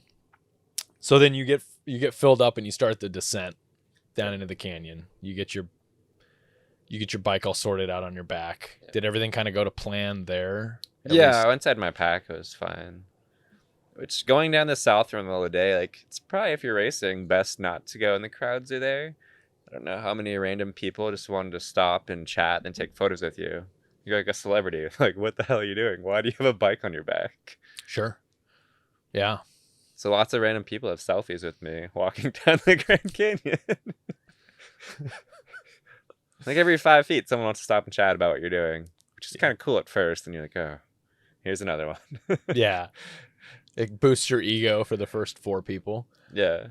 And then you're like, okay, I got to keep going. So you're just, cordial to them or whatever? Yeah, I'd talk for a second and leave. Yeah. And then you make it to the bottom. So how many hours does it take you to get down? 2 or 3, probably. Okay. I would guess. I don't know. I don't keep track. Moving pretty quick, though. Probably, 3 at least. Yeah. Downhill's easy. Mhm. And I mean, I had 2 trekking poles too, so that definitely helps, especially with the going down South Kaibab. It's very like steppy. Mhm. So it's nice having those to kind of like put weight on as you're going down. Mhm. And going up the other side's a different story. Yeah, I stopped at Phantom Ranch a little bit. You know, they have lemonade and candy bars down there. Ooh. So yeah, You would already burn through the buffet calories. at that point, yeah. I mean, like 8th day in, 9th day, like, you know, it's like your body will just tears through any food you put in it. Yeah. It's pretty amazing how much you can eat and not poop on these things. It's true. It's like something's not adding up here. At least for me, that happens. So then much harder on the way up and out, you would say? Definitely. There was 2 other hikers that were struggling going up the North Rim, so we kind of bonded a little bit. Okay. And I was kind of like, well, if anything goes bad, I got those 2 dudes right behind me. So that's kind of a little like emotional boost there. Mm-hmm. We're at the last like water stop before the North Rim, and they looked rough too. So I was like, all right, it's not just me. And they don't have a 50-pound bike on their back? They did not. No. Yeah, that's got to feel pretty good to be like, I'm hanging with these guys and I have a 50-pound bike on my back. That's got to be a little bit of an emotional boost. Yeah, it's nice having just people around too. Mm-hmm. Yeah. Yeah, I mean, I kind of would just, I don't know, it was hard. I'd just like choose a high number in my head and be like, okay, count this many steps, then you can take a break. Okay. That's a good It strategy. seemed to work. I think I was doing like 1,000, maybe. I don't know. I don't remember what I chose, but it was like, okay, count this number and you can stop for a few minutes. Yeah. So chunk it. Yeah. Do you do that with other things? Other sports like bikepacking? Do you? No. That was the one you had to pull that trick out? Yeah. That means you're really hurting. I mean, like hiking, it's a little easier to like do that. If I'm like on a bike, I think it's more difficult. But sometimes like I'll like, okay, 5 more minutes. That sometimes becomes 20, 30 minutes. Do you ever start looking for places to lay down? Like you're just riding along and you're like, oh, that looks nice. Yeah, and then you're like, oh, I'll just go a little further. And then there's no nice place for a long time. Right. Yeah. Yeah. That gives me campsite selection anxiety, I think is my official diagnosis for that. I get that. Yeah. Where I keep driving past all the nice ones because I think there's a nicer one down the road. I do that with totally bikepacking done that. too. Yeah. Like, oh, that spot's good, but this got to be a better one. I did that on Maricopa Trail Race. Like I passed multiple good spots and I ended up like behind a brick wall next to a fence with a security guy in a golf cart that kept making laps. Oh, jeez. That's where I slept for an hour along the canal somewhere. Okay. I don't know. There was like, 40 miles of canals. There's so much canal riding that it's all blended all together. But there's like the benches and then the brick walls and then like an industrial type of area. And I finally was just like, okay, I'll sleep behind the brick wall, I guess. There you go. Because I passed all these like nice soft washes and everything, But okay, so you count your steps, you make it out, you get to the North Rim. There's a visitor center, I think, up there. Yeah, the backcountry office has water. I slept in their bathroom there for like an hour and a half. Okay. Which also found out has outlets in it. Nice. Because also my tracker was about to die again and my phone. So it was nice to get a little last bit of juice in there before the last push to the finish. So you have the Garmin InReach? Yeah. So it died twice on you? I didn't die, but it was getting low. Would you rather have like a spot that has, if you could choose, would you do it again? Would you go back to something that had batteries? Could take batteries? I think it'd make more sense. I mean, those spot trackers will last. Yeah. Basically the entire route on one. Oh, we got some dogs here. Hello, doggies. Hello. For those of you just listening, we're at a public park, and so we're getting visits from doggies every once in a while. All right, goodbye, doggies. I don't have any treats, just beers. Sorry, should have brought treats. So, yeah, the spot trackers last. I mean, they'll probably last 10 days on one. Gotcha. 4 AA's, which is really impressive. Or maybe like 7 days, but I don't know. You figured it out. You stayed in a nice. Was it a heated bathroom? Barely. Okay. But it had heat. Okay. So I think it was like 17, 15 degrees the North Rim. Like, it was cold. Woohoo. But I think, because it's the bathroom door opens outside, so they had a little heater in there to keep pipes not freezing. Sure. So it's probably like 40, 45, but I didn't even need to pull up my sleeping bag. I just had my jacket and stuff on and Nice. laid down. Nice. And at that point, you're just like, whatever. I don't care if it's a bathroom floor. It was a clean bathroom. Okay. Yeah. Because I know, Ezra. Yeah. That was like his thing, was like sleeping in pit toilet bathrooms. I've heard of a lot of people that do that. Like, I don't purposely track to do it. It was just convenient. Yeah. I think Ezra likes it. It is warmer. Yeah. There's a lot of functional utilitarian advantages to it. It's flat. It's warm. Yeah, at least this one had flush toilets and water, and it was cleaned daily. So it wasn't like a pit toilet in the middle of nowhere that's questionable state. I don't. Yeah. So are there people coming in and out of there, or is it just in the middle of the night? This was in the middle of the night. If it was midday, I wouldn't have done it. Yeah. That's the biggest thing I have the biggest problem I have with that is thinking that people are going to be coming in and out of there. It was 2 a.m. or 3 a.m, something like that. So it's all right. If I was only going to sleep a little bit, but it's not that far. I'm like, who else is going to be coming out here? But it's possible. It is, yeah. Somebody might have a midnight emergency and you're because sleeping on the floor. Yeah, everything North Rim's really closed at that point. Okay. Yeah, right. Right. It's October 15th is usually when everything shuts down, and this was past then. Okay. So there shouldn't be any campers or Right. All the hotel or lodging, whatever you want to call it, up there is already closed down too. Yeah. So it's a good place. It's a good spot. And you have, not much longer to the finish there. There's Jacob Lake, Yep. which is pretty much the only stop. But at that point, are you just like, I'm going to finish this thing? Yeah, that was my mentality. I was just Yeah. like, just get it done. Yeah. And there's a little bit of snow up there. It wasn't a ton, but you hit patches of some snow. Yeah. Yeah. Which, I'd never ridden that section before. And the stuff north of Jacobs Lake took deceivingly long. Really? They had I forgot the fire was called. There's a fire there like 4 or 5 years ago. Mm-hmm. I don't think they've put any trail work in north of the highway there. In some sections, looked like they actually had like taken a little like tractor to bench cut it, but like being tightly weaving between trees or just like super loose. So then even like the last 10 miles of the route are tough. They just have these little short like up a ridge, down a ridge, up a ridge, down a ridge, which like if I was fresh, I'd have trouble riding. Mm-hmm. So you just have to like keep getting off, push up, push down. Then after the fire out there, a lot of the trail through washes was just completely like blown out, and you're just going down in the middle of a bad wash.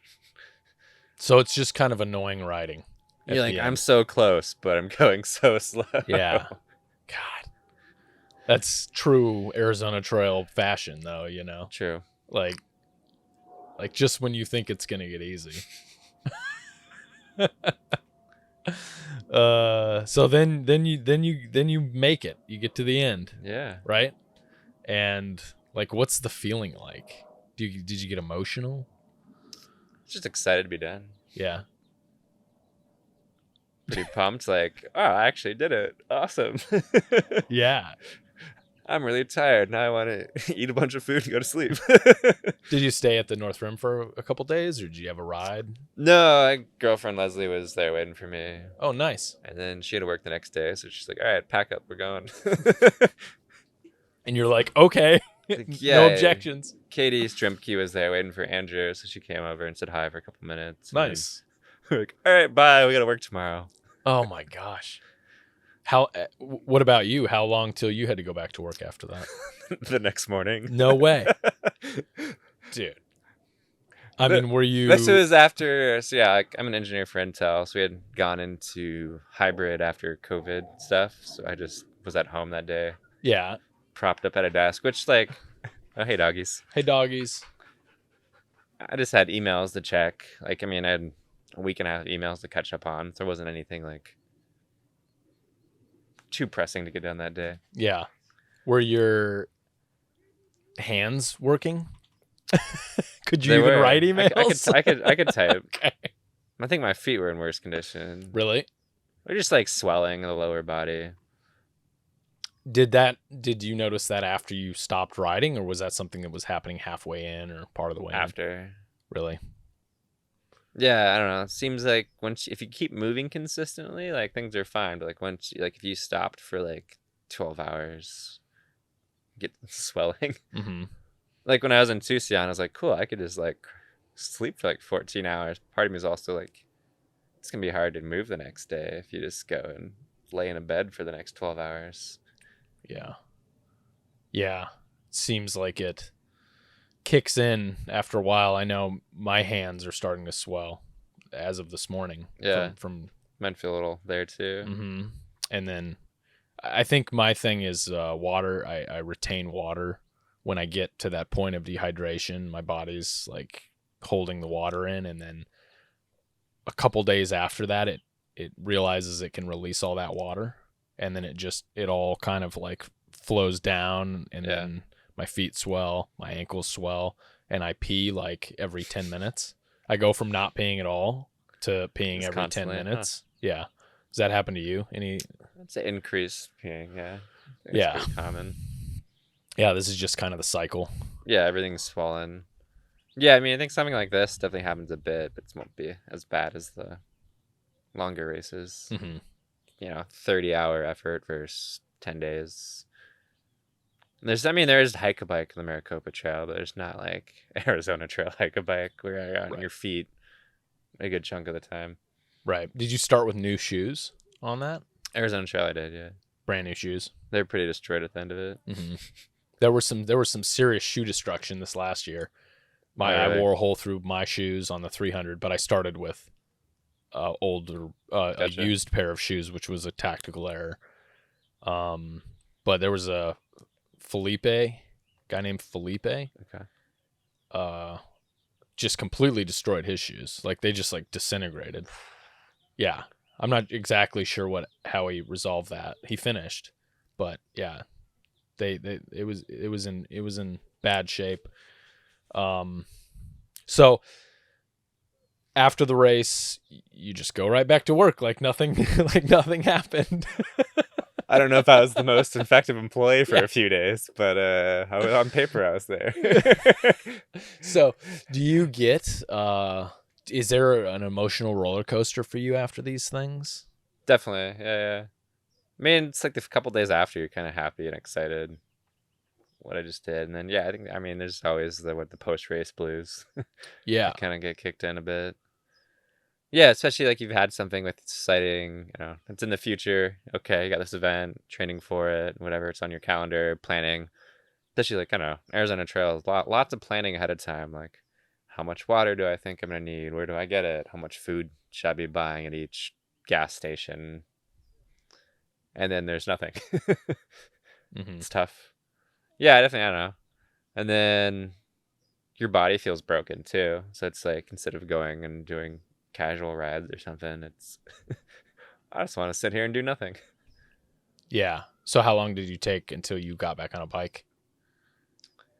I think I did some short rides later in the week just to kind of get stuff moving around. Yeah. But like I didn't do anything long for a while. Yeah.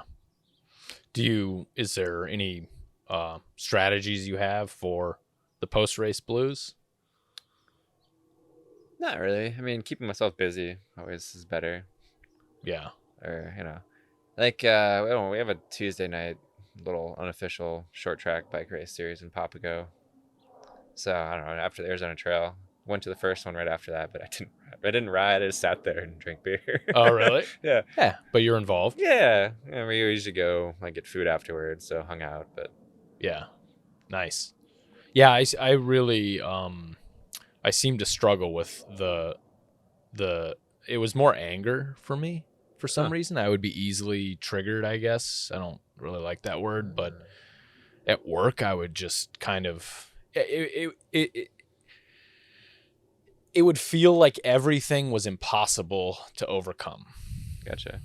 So, which is strange because you're going from these situations where you're pretty much doing stuff that's hard to imagine being able to overcome it, and you do it. You're solving all these problems. You're pushing past your limits of what you thought you could do. And then I get back to civilization and back to work, and I feel like every task is monumental, and I can't deal with it. I can see that. Yeah. And that happens for about 3 or 4 days. Okay. And then after that, well, so it is like you said, there's like this afterglow effect. Yeah. For 2 days maybe. And maybe that's chemically it's an afterglow from all of the dopamine and serotonin and adrenaline and everything. And then after that it's like falling off a cliff emotionally for me. Mm-hmm. It's the opposite of that, which is just like, I don't know, just feels terrible. And then I sign up for it again, or and it's almost like, what am I doing here? Going through this up and down and up and down and up and down, Yeah, there'll be like times during the event where I'm like, why am I doing this? Yeah. And then afterwards you're like, right away I don't want to ever sign up again. And then a few days later you're like, huh, all right. Yeah, and that's a common story like across the board with endurance athletes. Yeah, I don't know why we do that. Like in the middle of it, I'm like, why am I even doing this? Like, no normal person wants to go ride their bike for multiple days in a row. Yeah. I shouldn't be doing this either. Like, I'll have those thoughts. Then after a few days later, I'm like, huh, All right, when's the next one? What is that? What is with that? It's always fascinated me, and you know, it happens to me, and it happens to my wife, as both as endurance athletes, and it's like an addictive cycle of destruction and success. I mean, I can tell you why I like it. Like, I have a very addictive personality. I was heading down a path of alcoholism, and I quit drinking, and I kind of replaced drinking, and kind of that cycle of like, it's really the same. For me, it was like a 1-to-1 replacement. Like, drinking is like this cycle of you're up, you feel good, and then the next day you feel dehydrated and terrible. Right? Yeah, true. And I'm essentially doing the exact same thing, just not with the alcohol part, right? I'm like high and good and got all this adrenaline, and then the next day, like today, I feel terrible and dehydrated, and I feel hungover, you know? Like, I really do feel hungover. So that seems to be the same like addictive cycle for me that I'm locked into. Okay.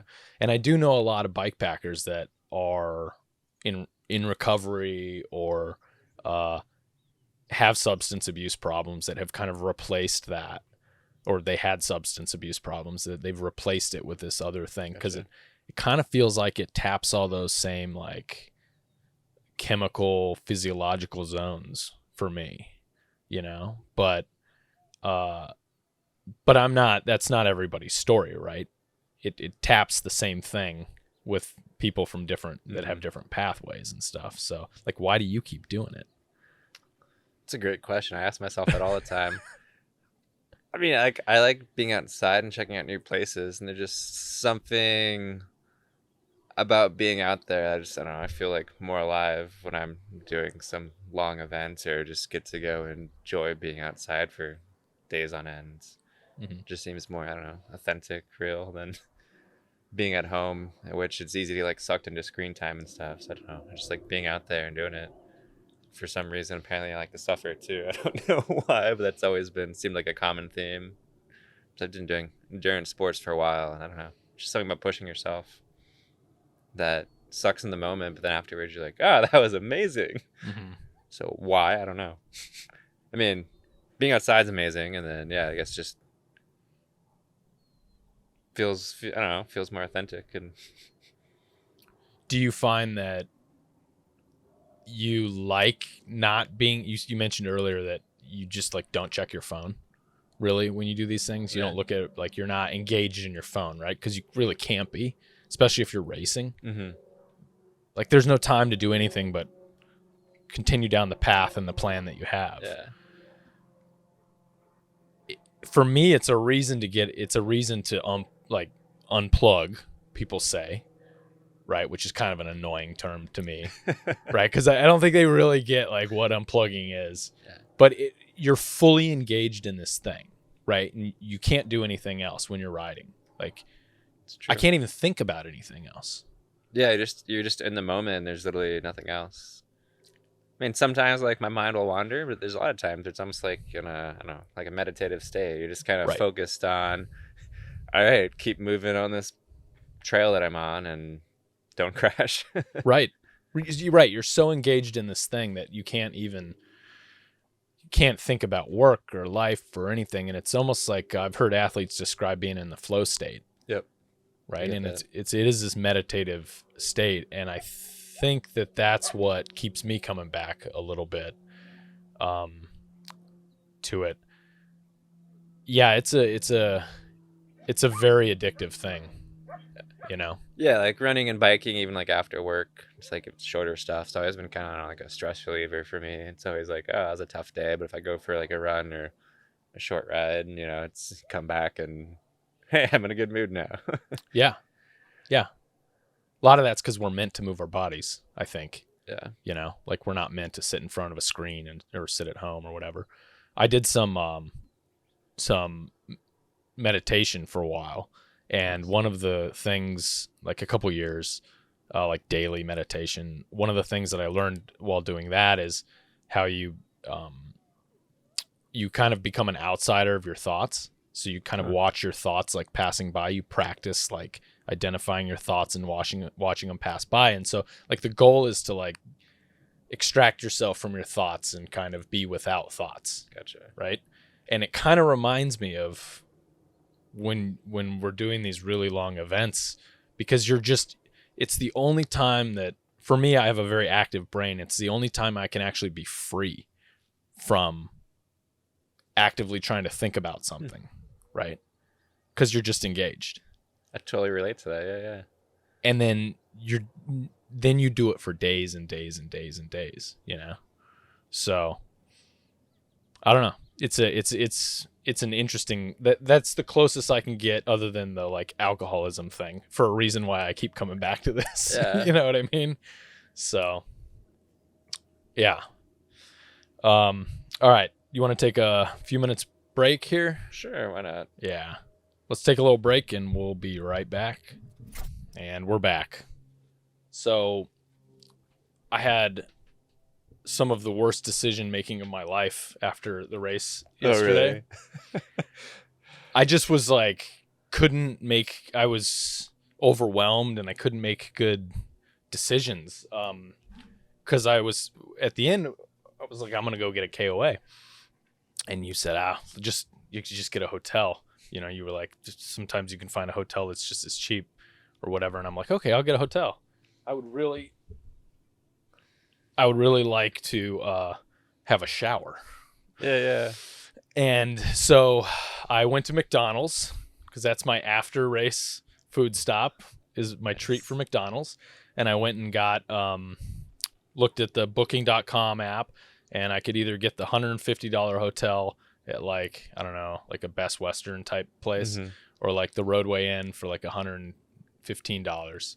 And I cheaped out and I got the Roadway Inn, and I was really looking forward to it. And it was like off the 17 somewhere. Okay. And I pulled off and pulled up to the Roadway Inn, and I thought I was gonna get like robbed in the parking lot. It was like the scariest motel, and I'm good for like a really cheap motel, like the Westerner in Williams, where like there are probably cameras in the bathrooms and stuff, and like you don't really care because it's like a $60 hotel, you know. Yeah.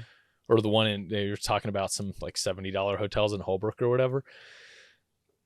And I mean, it's like I was being, what they call it, like checked in at jail, where they like bring you in and they make sure it felt like there was like a lady behind glass that had like a one-way thing that was checking everybody in. There were people in the parking lot just like milling around, lingering around with like pull behind wagons behind them with all of their stuff. It was, dude, my like spidey sense went off. Like, this is, you are not staying here. Oh shit. This is dangerous. Yeah. And maybe it was just because I was in kind of a fragile state at that point. But I was like, I'm not staying here. Like my truck won't be here when I come out in the morning. Right? Wow. So I'm like, okay, fine. I'm just going to like drive towards, you had mentioned like Anthem had that big dirt. There's that big dirt parking lot in Anthem. Yeah. And I was like, maybe I could just drive out there into the desert. And another problem I have is I don't know anything around here, and I don't know any good camping spots or anything like that. So, and I'm trying to like drive and, you know, figure out where I'm going. And on top of it, I'm not very used to driving in Phoenix, and it's all the traffic's very overwhelming for coming from Flagstaff. You know, it's a much different situation going on, and the sleep deprivation. So I end up, I'm like, oh, well, I know that there's a trailhead at Black Canyon Trail. I know that I can probably just drive up there and just camp in the back of the truck. So I pull off an Anthem to get something from the Circle K, and I end up, instead of going to Black Canyon Trail, I end up just in that big old dirt path. And set up out there. I don't think it's a real problem camping out there. Like, it seemed like it was a pretty good spot just to overnight. Get my truck set up, and didn't didn't look at the weather, didn't look at any of that stuff, didn't set up I have like a tent cover that covers the back of the truck. Didn't set that up. I'm just going to sleep in the back. And then 2:00 in the morning, it just starts dumping on me. Right. And I have like the podcast studio stuff is outside on the ground. Oh, jeez. And yeah, so I scramble and just get everything like out of the rain and close up the back of the truck, and I can kind of sleep in there at a diagonal angle. When it rains, I kind of have an emergency backup method. But I was like, this seems like an oh shit sort of scenario, but I was as happy as a clam because, you know, I mean, your perspective changes significantly after you do things like ride for 30 whatever hours it was and don't sleep behind a brick wall on the ground. So I was happy I was much happier out in the desert by myself than at that roadway end, dude. I mean, that was like scary, you know? Yeah, some of that stuff, I guess, along 17's kind of sketchy. It was extremely sketchy, and I guess I underestimated the cheap budget Phoenix hotel. It's much different than the cheap budget like Williams hotel. Yeah, like the ones I was talking was like in Holbrook, where like KOA is like 45 a night, then a motel's like 60. It's like, all right, and the KOA is next to the interstate. Yeah. So I'll pay an extra $15 to be inside. Right. So now I'm really looking forward to a shower. But it was definitely worth it. So that was my night last night. Oh boy. But you live and you learn, right? On that. It's true. So let's dive into your resupply on. I am interested in Arizona Trail Race, but I'm also very interested in your moving time. I think your stop time was like around an hour on Maricopa Trail Race. How do you, like, you didn't sleep, right? I didn't sleep, yeah. How do you do that efficient of a resupply? Well, I had most of my food with me. Mm. So I started with like 30 hours of food. Which is like approximately how many calories? Whatever 30 times 250 is. So you brought all that food? Yeah. What kind of stuff were you carrying? Sometimes I just pick random stuff. I think this time I had a handful of some PB&Js, and then take like a meat stick, some cheese, and wrap it in tortilla. It's some nice like food, and then a handful of bars and stuff. That doesn't seem like 30 hours worth of food. Was it just then you multiply all that? Just multiply it, yeah. And you I carried like 4 PB&Js with me. And that was all in your frame bag and your top 2 bag? Yep. Those were the only 2 bags you had, I think. Right? I had one of those little, like, can't think of the name of it right now. Like, you strap on your handlebar, little cylindrical ones. Oh, like a feed bag? Yeah, there you go. I had one of those, yeah. Which you can fit a lot of stuff in one of those. Especially if, like, it's just, like, bar-shaped stuff. You can cram a lot of food into that. Sure. And then you had your hip pack. Yeah, that was mostly, I just had, like, my glasses in there. I wear contacts, and I'm kind of blind without glasses or contacts, so it's kind of more just, like, personal care items, I guess. Toilet paper and sunscreen. Yeah. I've put that in the frame bag before, but things just move around. If I want something, it's kind of easy and nice to have a little organized area. Mm-hmm. So you didn't stop for food at all? At the Circle K and Anthem, I grabbed a couple things when I was getting water. Okay. But other than that, I didn't stop for food anywhere else. And did you bring a water filter? No. Dang. I mean, there's enough, like, places close together, like water fountains, or if you need to go to a Circle K or something to grab more water. I think I had like 4-liter water capacity. So, like, yeah, I mean, the first part, it's like 40-ish miles to Anthem for the Cave Creek section, which is it's rough, a lot of hike-a-bike. But that was enough to get me to Circle K. Then after that, it's pretty fast rolling until you get into White Tanks, which I didn't actually get any water there. But then Estrella's got the nice visitor center with the water fountain out front. Yeah. So you got this race down to a science. I know the area, so I guess it helps. Yeah.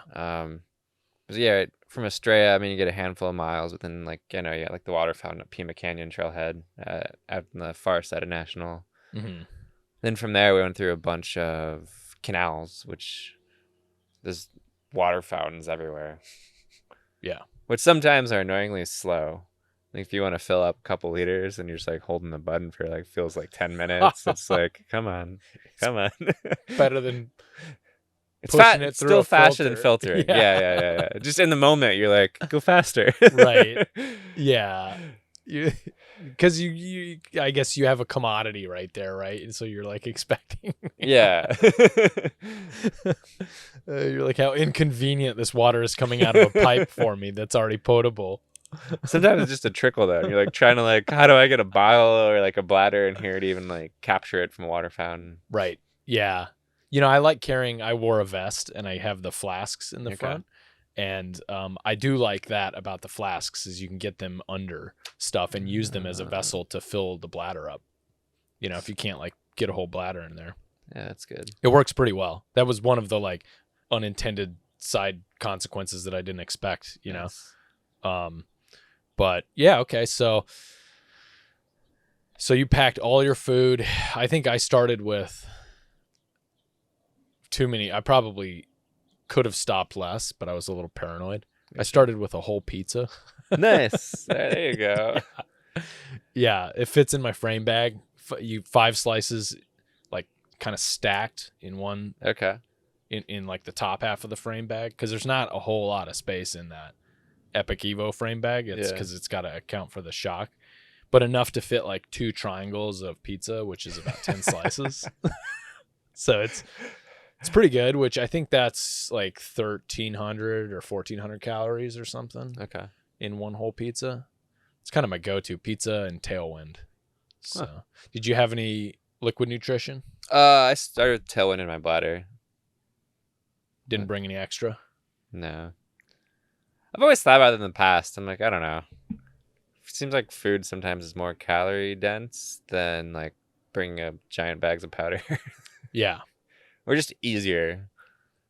I guess for this, there's enough water options, but I'm doing like the Arizona Trail, bringing Tailwind when I'm already like short on water. And if I'm hungry and have to drink all my food, it seems like a tough, or could be a tough balance depending on liquid availability. Yeah. Yeah, Tailwind seems to work really well for me up until about the 3rd day. Okay. And then I kind of am craving protein. I get that. Yeah. Like real food at that point. And it starts to really get unappetizing after 3 days. Like you do Tailwind only for 3 days? Mostly. Oh, wow. Like not only, but I'll do 2,000 calories a day in Tailwind. Okay. Gotcha. And then subsidize with other food. So I'll definitely eat other food along the way. But that kind of just like keeps me from getting really dehydrated. I could see that, yeah. Because I can't seem to drink just water. Like, do you take any electrolyte supplements? I like salt pills. How many of those do you consistently take those? Not really. Okay. I'm like, I should take some salt. Okay. Yeah, because if I get way behind and then it's a disaster. Yeah, I think enough of the food too. I guess depending on like what snacks you're packing, I already have salt in it too. Yeah. There was one time I was in Florida and they had Cliff Bars with salt added. I was like, these are amazing. But I've never seen them out here. You got a special order of those bad boys. Did an adventure race in Florida, went shopping, and I was like, what Cliff Bars? Like electrolytes added? Like, cool. Yeah. Don't see them around here, though. Yeah, that would be nice. You were riding a Turner Nitrous? Yep, that's correct. And you pretty happy with that bike? Yeah, I've had it about 3 years. I don't have any complaints with it. Before that, I had a Kona Hanzo, which I really loved, and then it sadly fell off someone's truck driving to a ride. So I was scrambling to look for another bike, and I was kind of always interested in getting like a Thai hardtail. And then the Nitrous was very similar geometry, almost to a T as the Hanzo. And I was like, well, I liked the Hanzo, so I guess I'll just basically get the same thing and titanium. Mm-hmm. But at that point, Kona had stopped making the model I had before, and kind of like made the Hanzo more, I don't know, a lot more slacker and like with a bigger fork. And seems like 120 is decent for still being able to enjoy stuff and then actually be efficient. Mm-hmm. Yeah. 120, 130. You got a rock shock Yeah. on there on your fork. I mean, Yeah, that's what I had. yeah. You happy with that? Yeah, I haven't had any issues. Yeah. I've never had a Fox one, so I can't comment on the differences. But no, some people are like swearing by which ones. At least when I bought the Turner, they had some frame special that came with the fork. So I was like, all right. I mean, that was more motivation to buy that bike too. It's they have an end of season sale, and here's a fork frame combination. Mm-hmm. Cool. Or do you have carbon or aluminum wheels on it? Aluminum. Yeah. I don't know. Some people swear by the carbon wheels. I just, I don't know. I'm not sold. I have some friends that say they're too stiff for them. It just makes everything feel more harsh, especially like on a hardtail. Be more worried about breaking them, but I guess they're not people ride them. They're probably fine. Yeah. Carbon's it's pretty hard to break a carbon wheel. Yeah. But you're all in all, you're pretty happy with the tie frame. Yeah. I mean, it's my first one, Mm-hmm. but yeah, it's got to get close to. I guess this fall would be 3 years. So I had like 2.5 years. Mm-hmm. Haven't had any issues with it. Yeah. I'm assuming it's all threaded bottom brackets, and does it have horizontal dropouts? It does not. Okay. So it's a threaded bottom bracket, but I have a eccentric bottom bracket in it because a lot of times we're on single speed. Okay. So I have a non-threaded bottom bracket and a threaded bottom bracket, but Okay. it fits well. So that's how you get away with running the single speed Yep. without horizontal dropouts.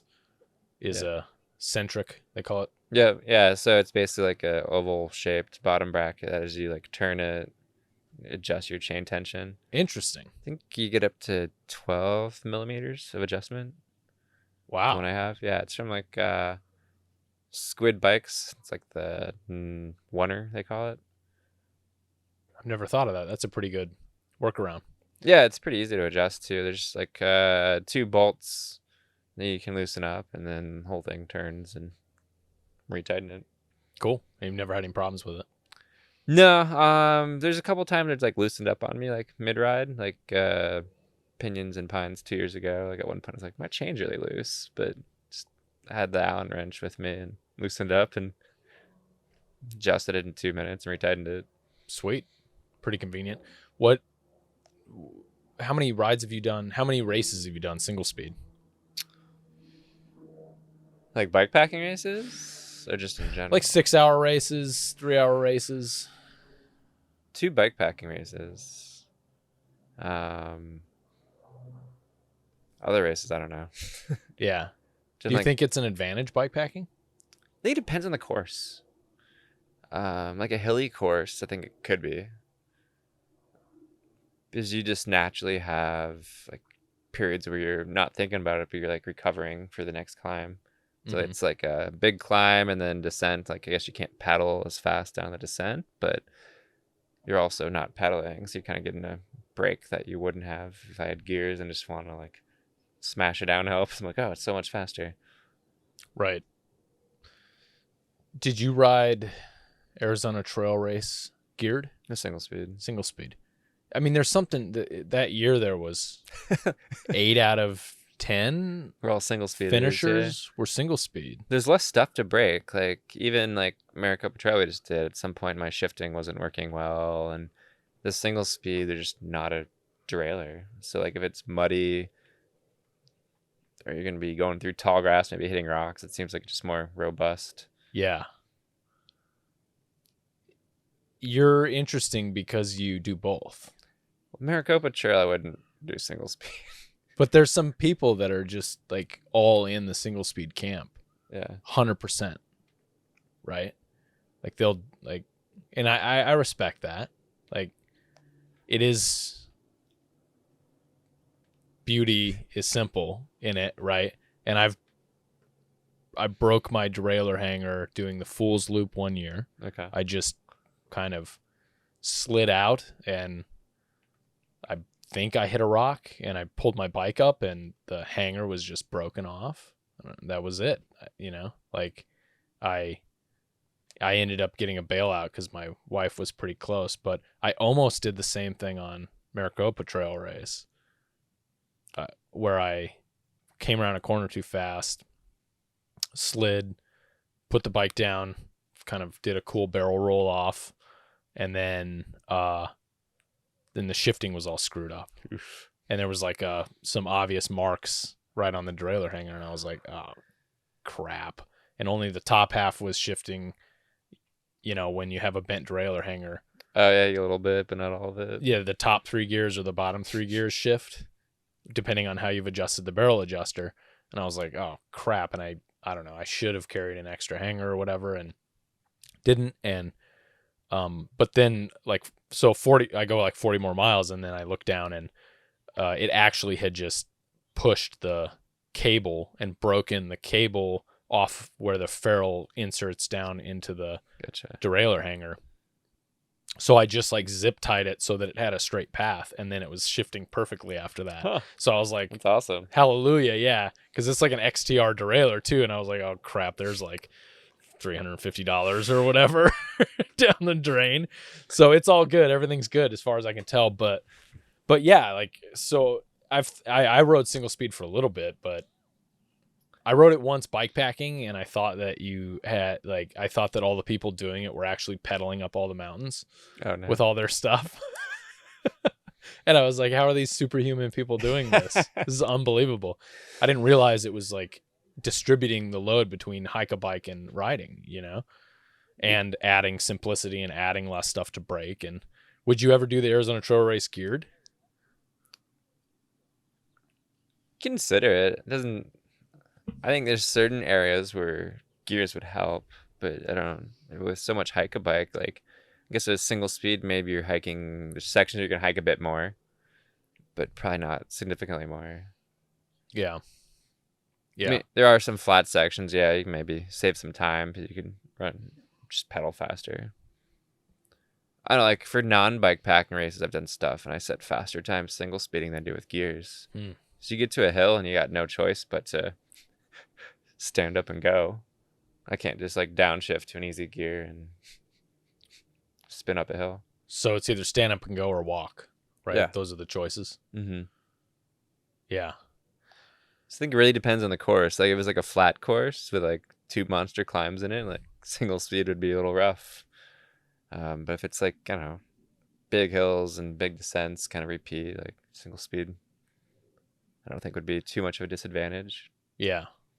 So it's almost like you're kind of in the camp of there's a right tool for the right job. I like single speeding more. And I at least riding around Tempe, Phoenix, I single speed more than I have gears on. Yeah. I don't know, there's just something about it. Just simple. It's nice. Yeah. It's like, I mean, not like that shifting takes much thought, but you just get to a hill and you just, okay, just stand up. Yeah. Yeah. I can understand that. It's real minimalist and clean, and there's something to that, Just feels different riding too. I don't know. Yeah. Do you think you get like big old jacked threaded thighs out of it if you do it all the time? I don't know. I don't really gain muscle mass very easily. Yeah, you're a pretty thin guy. Yeah. I think it makes you stronger. Yeah. It's kind of like a whole body thing too, right? Like, yeah, it seems like you do a lot more torquing. Or twerking. Yeah. Yeah, torquing, I guess, is the right word. Like, you're engaging your core more in a whole, like, full body sort of thing. Yeah, especially on like a steep hill. You kind of have to like really grind it out, and and kind of get your arms in there a little bit and your core. Yeah. Seems like you could put pressure on other things though that could potentially break. Like crank arms, bottom brackets. Handlebars, they're not tight enough. Yeah, you're definitely going up a steep hill and you're trying to like crank down on them a lot. Right. Yeah. But over a longer period of time, it seems like, I mean, there's something to that 8 out of the 9, I don't remember the exact number. There's got to be something to that, Yeah, I mean, there's just less issues. Mm-hmm. I guess if you have derailleur, you're not going to smash on anything. If it's muddy, Like a single speed chain being dirty to me is not big of a concern as having to keep re-greasing a chain that you're going to shift. So I'm like, all right, it's not going to go anywhere as long as the chain line's straight. Yeah, you still need to lube it once it gets dry, but Right. it's not as critical. Right. Interesting. I want to talk about e-bikes Okay. with you. I saw a few e-bikes on the trail yesterday, and there was a couple of old dudes, riding e-bikes, which like I'm okay with, but there was a whole lot of young people riding e-bikes. What is your feeling on e-bikes? Have you ever ridden one? Do you get upset at people? I have not ridden an e-bike.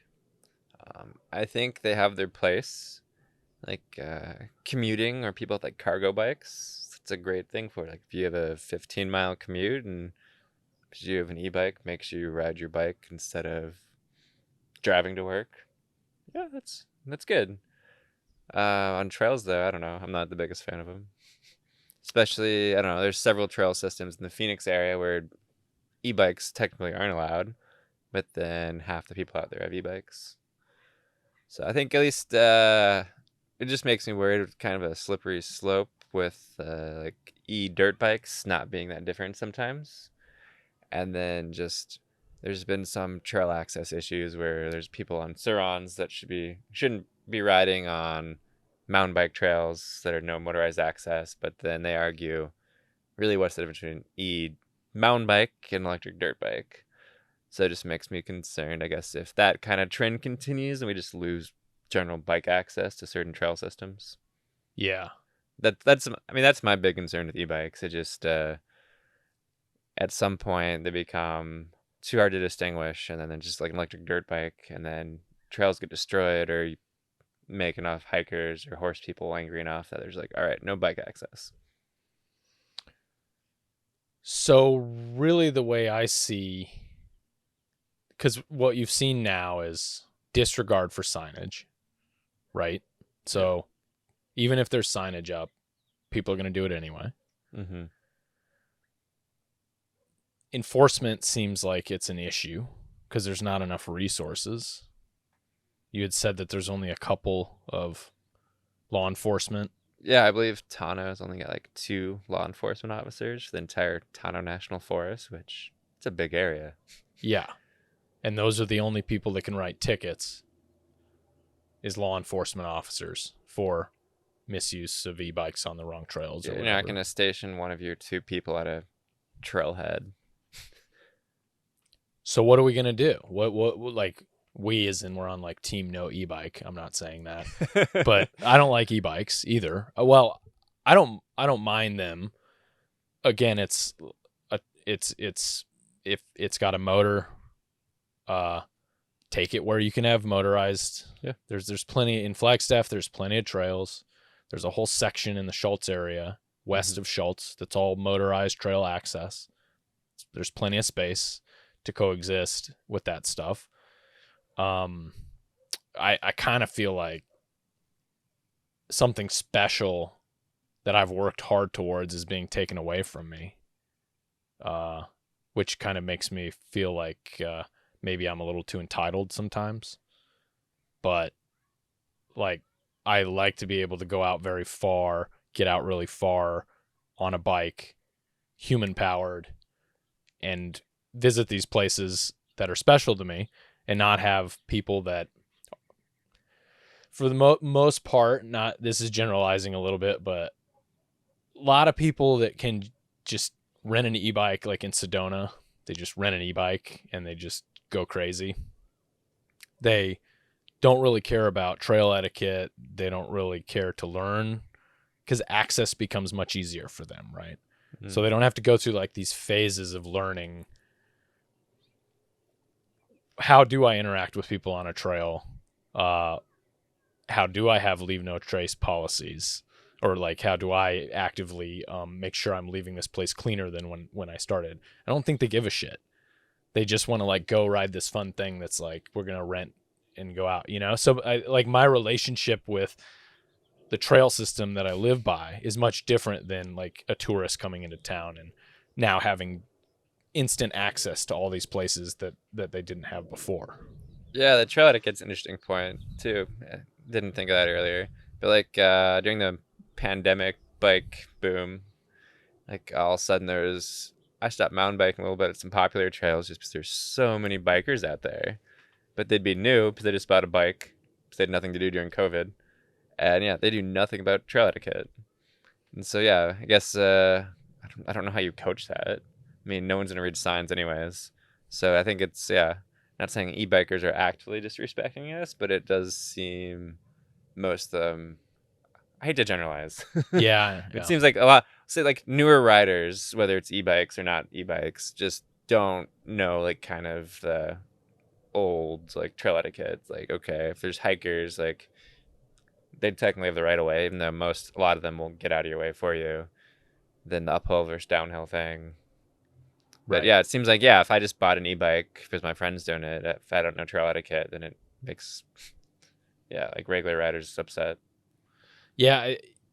I think bike shops have a certain responsibility to, I mean, if they're renting the bikes out to educate, there's Thunder Mountain Bikes in Sedona. They have a big write up on their website. I don't know how they deal with it when they're actually doing rentals, but they have because you're not allowed on basically any of the trails, any of the single track trails in Sedona, you can't have e-bikes on.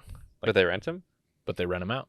And when I went to the Sedona bike festival last weekend, almost every vendor that was there that was a bike maker, they all had like their newest, greatest bike kind of on display out front. The majority of them were e-bikes, which was really disheartening. Yeah. Yeah. I mean, not all of them. We're both speaking kind of in general terms here. Yeah. But there were a lot more than I was kind of sad by it. And it was like, you can't ride these anywhere here, but we all knew that everybody was just doing that, and there's so much incentive from the bike industry to sell more e-bikes. There's bigger margins, right? They make more off of each bike sale, and they now have opened up their market to a much broader market. True. So it's money speaks, right? They're gonna push the product. They're not gonna be like, oh, well, the federal government hasn't caught up yet policy wise, so we're not gonna sell millions of dollars worth of e-bikes, right? They're gonna sell whatever people buy. That's business, right? But the federal government, the U.S. Forest Service hasn't like caught up on the back end yet to regulate it, right? So like, what's going to happen here? No idea. Nobody knows. I think it's interesting that they've started having like e-bike cross-country races. So I'm like, the point of doing like a cross-country mountain bike race is to like push yourself and kind of, I don't know, challenge yourself. So like, why do they even have an e-bike cross-country category? It's like, okay, you still want to push yourself, but now it's with the motor. So I think I could get like why people ride them regularly. It just seems e-bike racing seems strange to me. Yeah. What about e-bike pack racing? When is that going to happen? Hey, I mean, a shorter race maybe. Like, you can do AZT on that unless you care. Battery technology improves a lot. So technically, the Arizona Trail is a national scenic trail, so there's no motorized vehicles on that. But There you go. I feel like eventually, yeah. Colorado Trail, there's sections that if you're gonna go do the race. I've just toured the route before, and there's some sections where dirt bikes are allowed. You get guys roping behind you, like confused, like, oh, okay, yeah, that's the motorized trail. Yeah. It seems like with bikepacking though, there's a real clash in like ethos, like True, even more than cross country racing. Like all it's gonna take is like all the old white men to like die off. Just kidding, but it is mostly old white men for whatever reason. But like, I don't know, whatever. That's a whole different topic. Yeah, I don't know. I'm a little concerned about e-bike access. I think there's not much evidence that supports that it damages the trail more But to your point about the crossover with electric motor, what would you call them? Electric dirt bikes. Electric Like dirt Saron's bikes. a popular brand. Those could definitely, because they have probably much more torque, right? I think so, yeah. I mean, like, if in e-mountain bikes, like, get someone out that couldn't normally ride, that's great. Right. But, you know, as long as you're kind of respecting what established rules are. Right. But, like, yeah, electric, that's my concerns, electric dirt bikes. You kind of, at what point is pedal assist bike? I mean, people like hacking stuff all the time, like jailbreaking an iPhone, figuring out how to do something. So, you're like, you get the motor so it can just run all the time. At what point is it a dirt bike and not a mountain bike? Like that's like more the line that like concerns me about e-bikes, not just people riding them, but was it just a bunch of dirt bikes out there? Right. Which, yeah, they got bigger motors or higher torque, so like corners on trails and stuff get destroyed, and Right. or can, yeah. Yeah, there's definitely, yeah, if you like those trails I mentioned west of Flag, the moto trails, I mean they're all bermed out and they're a whole different thing. It's like a whole different type of riding than the non-motorized stuff. So I don't know. I'd love to have a crystal ball on this to see where this goes. You know, it's definitely not going away. It's gonna get bigger. Yeah. It feels like there was like a major influx with COVID, you know, everybody bought bikes, e-bikes were part of that. Right. And it's retracted just a little bit, but from what I saw yesterday, I mean, I saw at least 3 or 4 e-bikers out in McDowell and Browns Ranch area that were people that could have been on regular bikes. Like they looked like they were young people that were just, I saw a couple people riding together with people with non-e-bikes, which was a little confusing. Huh. Like, how's that work? You know, maybe there's a leveling of skills that way. Like maybe silver lining would be one person that's not as good at climbing is riding with a friend of theirs that's way better at climbing so they can keep up or whatever, maybe. I can see that. Maybe like a road bike group ride. It's a lot easier to ride with people faster than you. Or on a mountain bike, you got like fitness and skill. It can be a lot harder to like get a group ride together. So I guess that could bridge the gap. Yeah, possibly. So I don't know. It's I'd say my biggest issue with e-bikes right now is when people start calling regular bikes analog bikes. It's like, it's a bike. Oh, you're riding one of those analog bikes? I'm like, Okay. What? No. we've noted that for the record. It's making it sound old and archaic, which I guess bikes have been around forever. But You old white men and your analog bikes. What's coming next? That's funny. Kind of along the same lines, what's your thoughts on side-by-sides and kind of the prevalence down here of those? if they stay in like designated OHV areas, I don't care. It's more, I guess, if they go rip around on the open desert and that gets destroyed. I think that's where I don't like it. Yeah. But I mean, those have definitely gotten more popular in the last 5-10 years.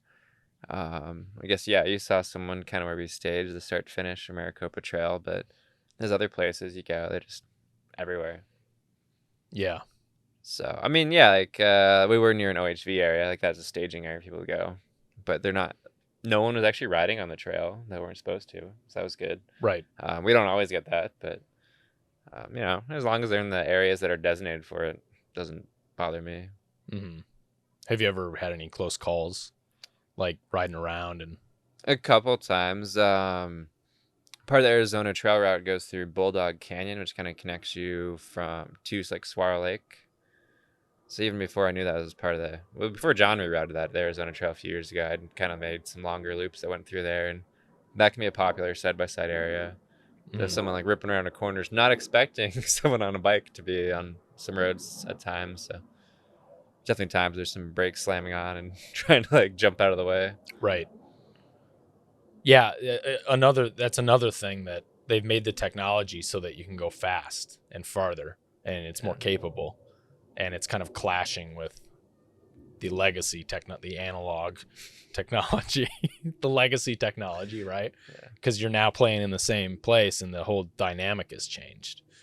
right? Because when I was growing up, it was quads. Quads were the big Okay. thing. This was like before side by sides, and you know, I would rip around on a quad, probably going too fast around corners. In fact, one corner I went around too fast and it was wet and I didn't make the turn and I went off a cliff. Oh, geez. Yeah, into a tree. I was like upside down and the quad was like above me and it was upside down and it was still running. I remember that.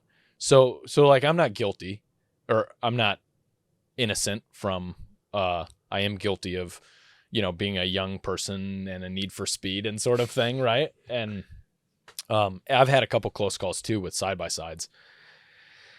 And you know, I don't know. It's something that I don't know if it's going to take like something tragic to happen for there actually to be some regulation with the government. Yeah. You know, I've seen some groups of them, you know, a lot of them because they will roam as a group together. Mm-hmm. They'll have like a walkie-talkie system. And so a lot of them, like the first one will like radio back to their friends, there's a bike ahead. So at least some of them are responsible, or, you know, they flash you like, okay, like there's 5 of us. Right. So yeah. There's definitely like, I don't know, ones out there that respect. And then, I mean, it's like with any group though, you know, you get the percentage that doesn't care. Right. So whether it's a side-by-side or an e-bike or a mountain bike, even if people like, there were plenty of people yesterday that I had the right of way. It was obvious that I was going slow and struggling, and they would just like rip right by me downhill and like not even like give me an inch, you know? Yeah, there's a guy going down the Granite Mountain Trail at Browns that was just like yelling at me to get out of the way because he's going downhill on a mountain bike. And What? like, really? yeah. Yeah, that just seems like a people problem. It's a big hiking area too, so you gotta be like, all right, man, like that's a pop. Like some of Brown's has gotten popular bikes, but there's also some sections that you get a lot of hikers too. So I'm like, okay, it's got to be prepared to. You're gonna have to stop or get off in some areas because of traffic. Yeah. Did you see those horses? Yeah, Did you pass those horses? Yeah. they're destroying the trail. Are they? Well, I saw a section they came through, and there's just giant hoof marks in the sand. Yeah. Just like, Yeah. So it's all debatable, right? yeah, you get the whole horse people, bike people. People say bikes do damage, but on a wet trail, horses, not so good. And cattle. Yeah. Yeah.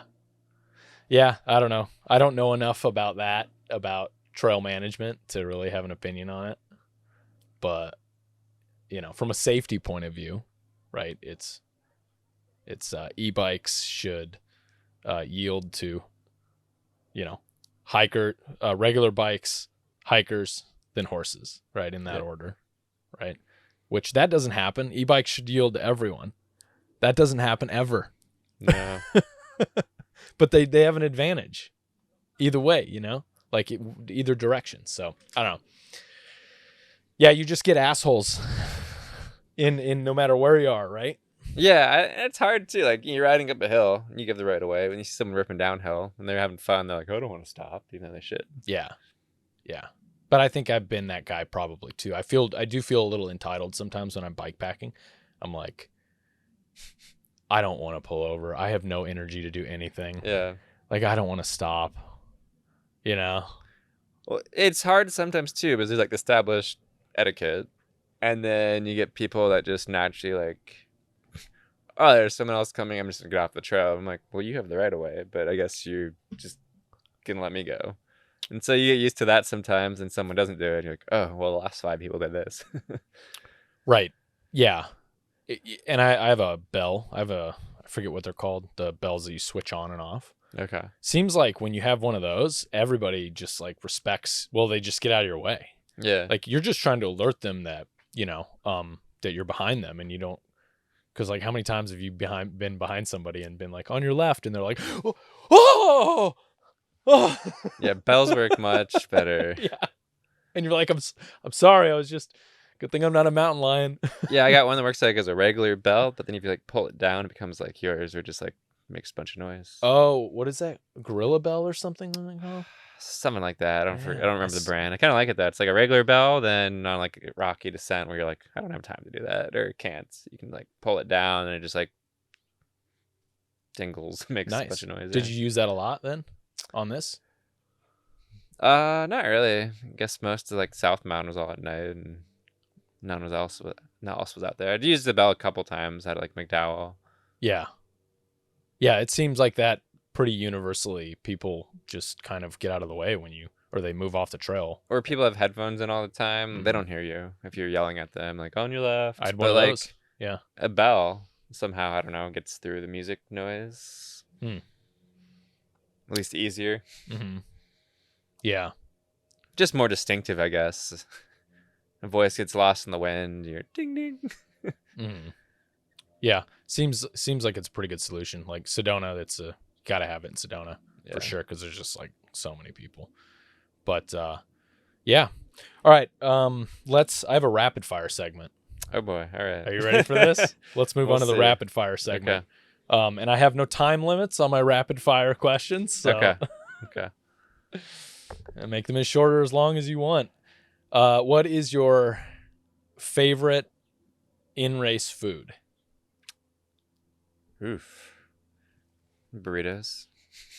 If you can get them. I mean, I like burritos in and out of a race, but if I can find one in race, you can eat part of it and wrap it back up and keep eating it later. Do you have a preferred filling in your burrito? I like carnitas a lot, but I'll take whatever there is. Bean and cheese frozen ones last forever. Yeah, right. Do you ever get like the bomb burritos that are frozen and just keep them for like 4 days? Arizona Trace a lot, yeah. Arizona Trail Race, yeah, had those a lot. They'll never go bad. I mean, you could probably leave them out in the heat for like a week and you could still eat them, right? True. It's not preservatives in them. You're good. Sodium. What's your favorite post-race food? I was going to say burritos again. Carnitas burritos. Maybe a bomb burrito if that's all I can get. Pizza's good too. Or a burger. Like a big burger is always nice. Yeah. For sure. Oh, that's funny. I know what to get you for Christmas, some burrito gift cards. Hey, there's a place in Payson we always go to after bike packing up north. Alfonso's. They like the best burritos ever. Yeah. But I don't know if it's because we're always hungry after a weekend of bike packing, or I mean, I've had them regular weekends too. They're always good. Yeah. Wonderful. That's funny, man. What's your spirit animal? I'm gonna go with the Gamble's quail. You probably saw a lot of those out there. I think they're fun to watch. They got their little hats, and then they're all over the desert down here. They're kind of fun if you just like go to a park and watch them. They'll like not be doing anything, then like sprint away, and then come back. Yeah. Yeah. Have you been freaked out during a bike pack race when you scare up the quail? You're like right next to them and you scare up a covey of them? Several times yesterday, yeah. Okay. And they yeah, kind of like in your own mind, minding your own business, all of a sudden you're like, what? Yeah. Yeah, man. Several times yesterday. I like that. The Gambler's quail. Is it the Gambler? Gamble's. Gamble's quail. Yeah. Gamble's quail. Oh, that's hilarious. Very fitting too. Very fitting. What's your endurance superpower?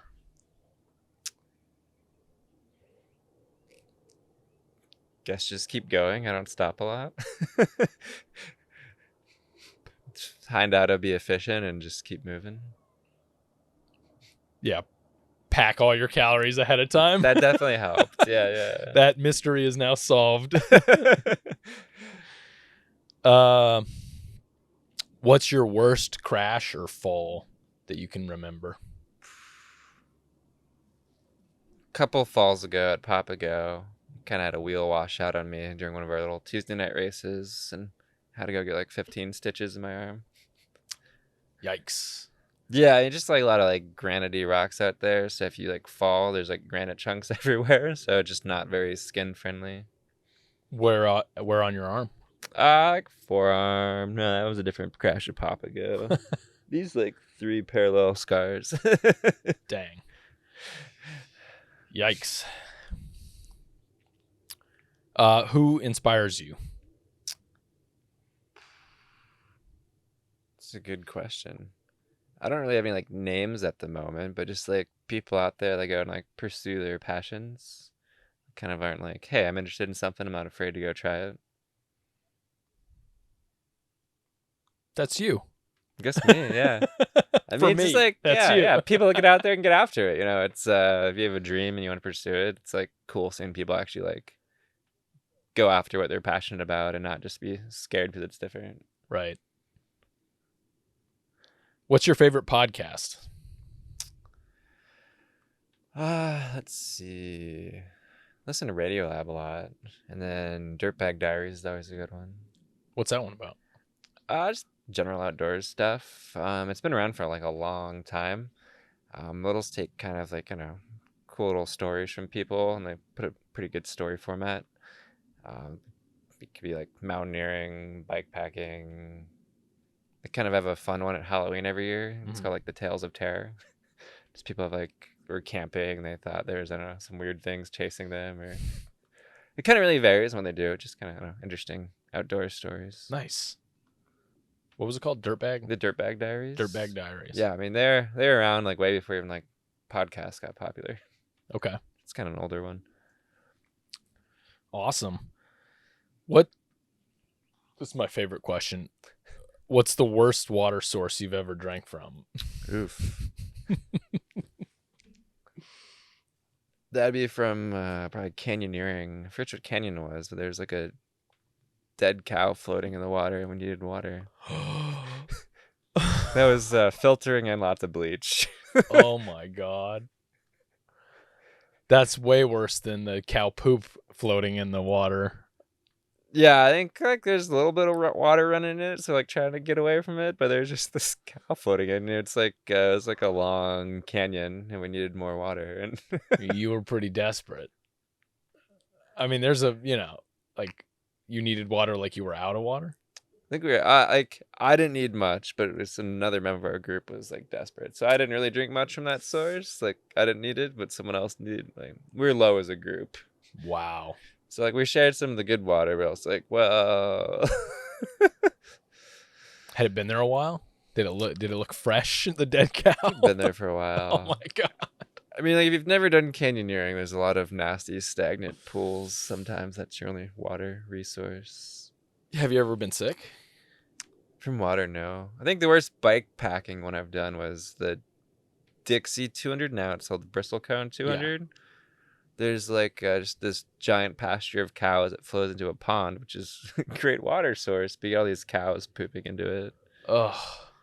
Which we're filtering it, and then a bunch of people kept driving by like, don't drink out of there. Oh my God. Like, well, we don't have a choice. Yeah, you want to give me some?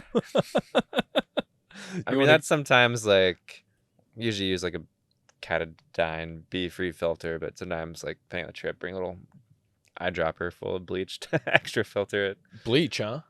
Yeah. Interesting. Rather than like a aqua tab. I have some of those too. They don't like work well in cold water. I feel like though they take forever to dissolve. Oh really? I have some. I've just never used them. So. Yeah, I have some friends that did a bunch of through hiking, and they would just bring bleach. Interesting. So what's like the ratio?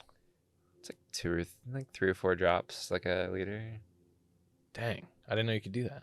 It's pretty quick too. Like you don't have to wait like an hour like you do with the iodine tablets. Huh. That's a great tip. And it's okay like in the short term to drink it? Like to drink dilute enough. Okay. Yeah. I knew a kid in high school that drank bleach because he was trying to pass a drug test. I was about to say, I had a friend that did that too. I was like, that doesn't sound like a good idea. I don't know. Yeah, it was not a good idea. I don't think he knew the ratios, you know. I don't even know if it helped with the drug test or not, but yeah. The kid I knew said it did. Said, oh, you peed dark for a while, and then it flushed. Dude, that's disturbing. Just sounds bad. Don't drink bleach. Yeah. Straight bleach, no. I'd rather drink out of the dead cow pond than the straight bleach. At least it wasn't like silty. Right. Dude, that's gnarly. Okay. Last question. One piece of advice you would give to a new endurance athlete. say just keep at it. What seems hard today, a year from now, could not seem like anything. It's kind of like, I don't know, somebody like to say like normalized difficult, like a trailer section that might seem too technical or too tough.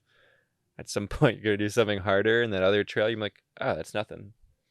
Like I don't know, I started like as a runner and used to think like, oh, 5 miles is far, and then you do something that's longer and like, oh, 5 miles is nothing. So just kind of like what seems daunting today could be what you think is easy in a year from now. Yeah.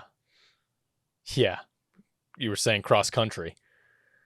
You ran cross country. Yeah. Yeah. 5K seemed like forever. Yeah. Now I'm like 3 miles, like, yeah. Which, okay, I mean, we're a little bit of a different breed, but So what do you have next? That puts the fear into you now that you've done like the 800, the Arizona Trail Race. Got anything in the hopper? I got like a long adventurous in September in Oregon, Washington area. Other than that, there's not too much on the calendar. Maybe Pins and Pines if I can get the time off work, or Right. one of the coveted spots. Yeah. Yeah. I don't think it'll be as I'm hoping it won't be as chaotic this year. There's for always that. people dropping last minute if you're local too. Yeah. It's always around 60 something people that start, it seems, no matter how many people register. Yeah. But cool. Well, Andy, thank you Thanks. for doing the podcast and for organizing the Maricopa Trail Ride. I just want to say race, okay? It's fine. Uh, It's a ride with the race inspiration. Yes, right. The MTR. How about that? There you go. It works for both. It was a great time. It was definitely unexpected. It was like really easy riding and then really hard riding. There was like no middle ground. There was a little bit of middle ground, I guess, but and it was great riding with you for the little bit that I got to. And you, man, you're an inspiration for me. I hope you're an inspiration for lots of other people. You crushed it on the Arizona Trail, so congratulations on that. Thanks. So anything to promote? You have an Instagram? I do. I don't use it often. Okay. But it's Don't go to his Instagram. Andy_Wentz, like WENTZ. I should use it more, but I don't know. I take photos, then it's never just a thought to, oh, I should post these. Yeah, that's not a bad thing. And you are on the Aravaipa Race team. Yeah. They do a bunch of, I guess, call it like endurance cross-country races, anywhere between single lap to get some 100-mile races in the fall. So I guess check them out. Yeah. Or come to the Maricopa Trail next year. Yep. All right. Well, thank you very much. And yeah, we'll catch you next time. Perfect. Sounds good.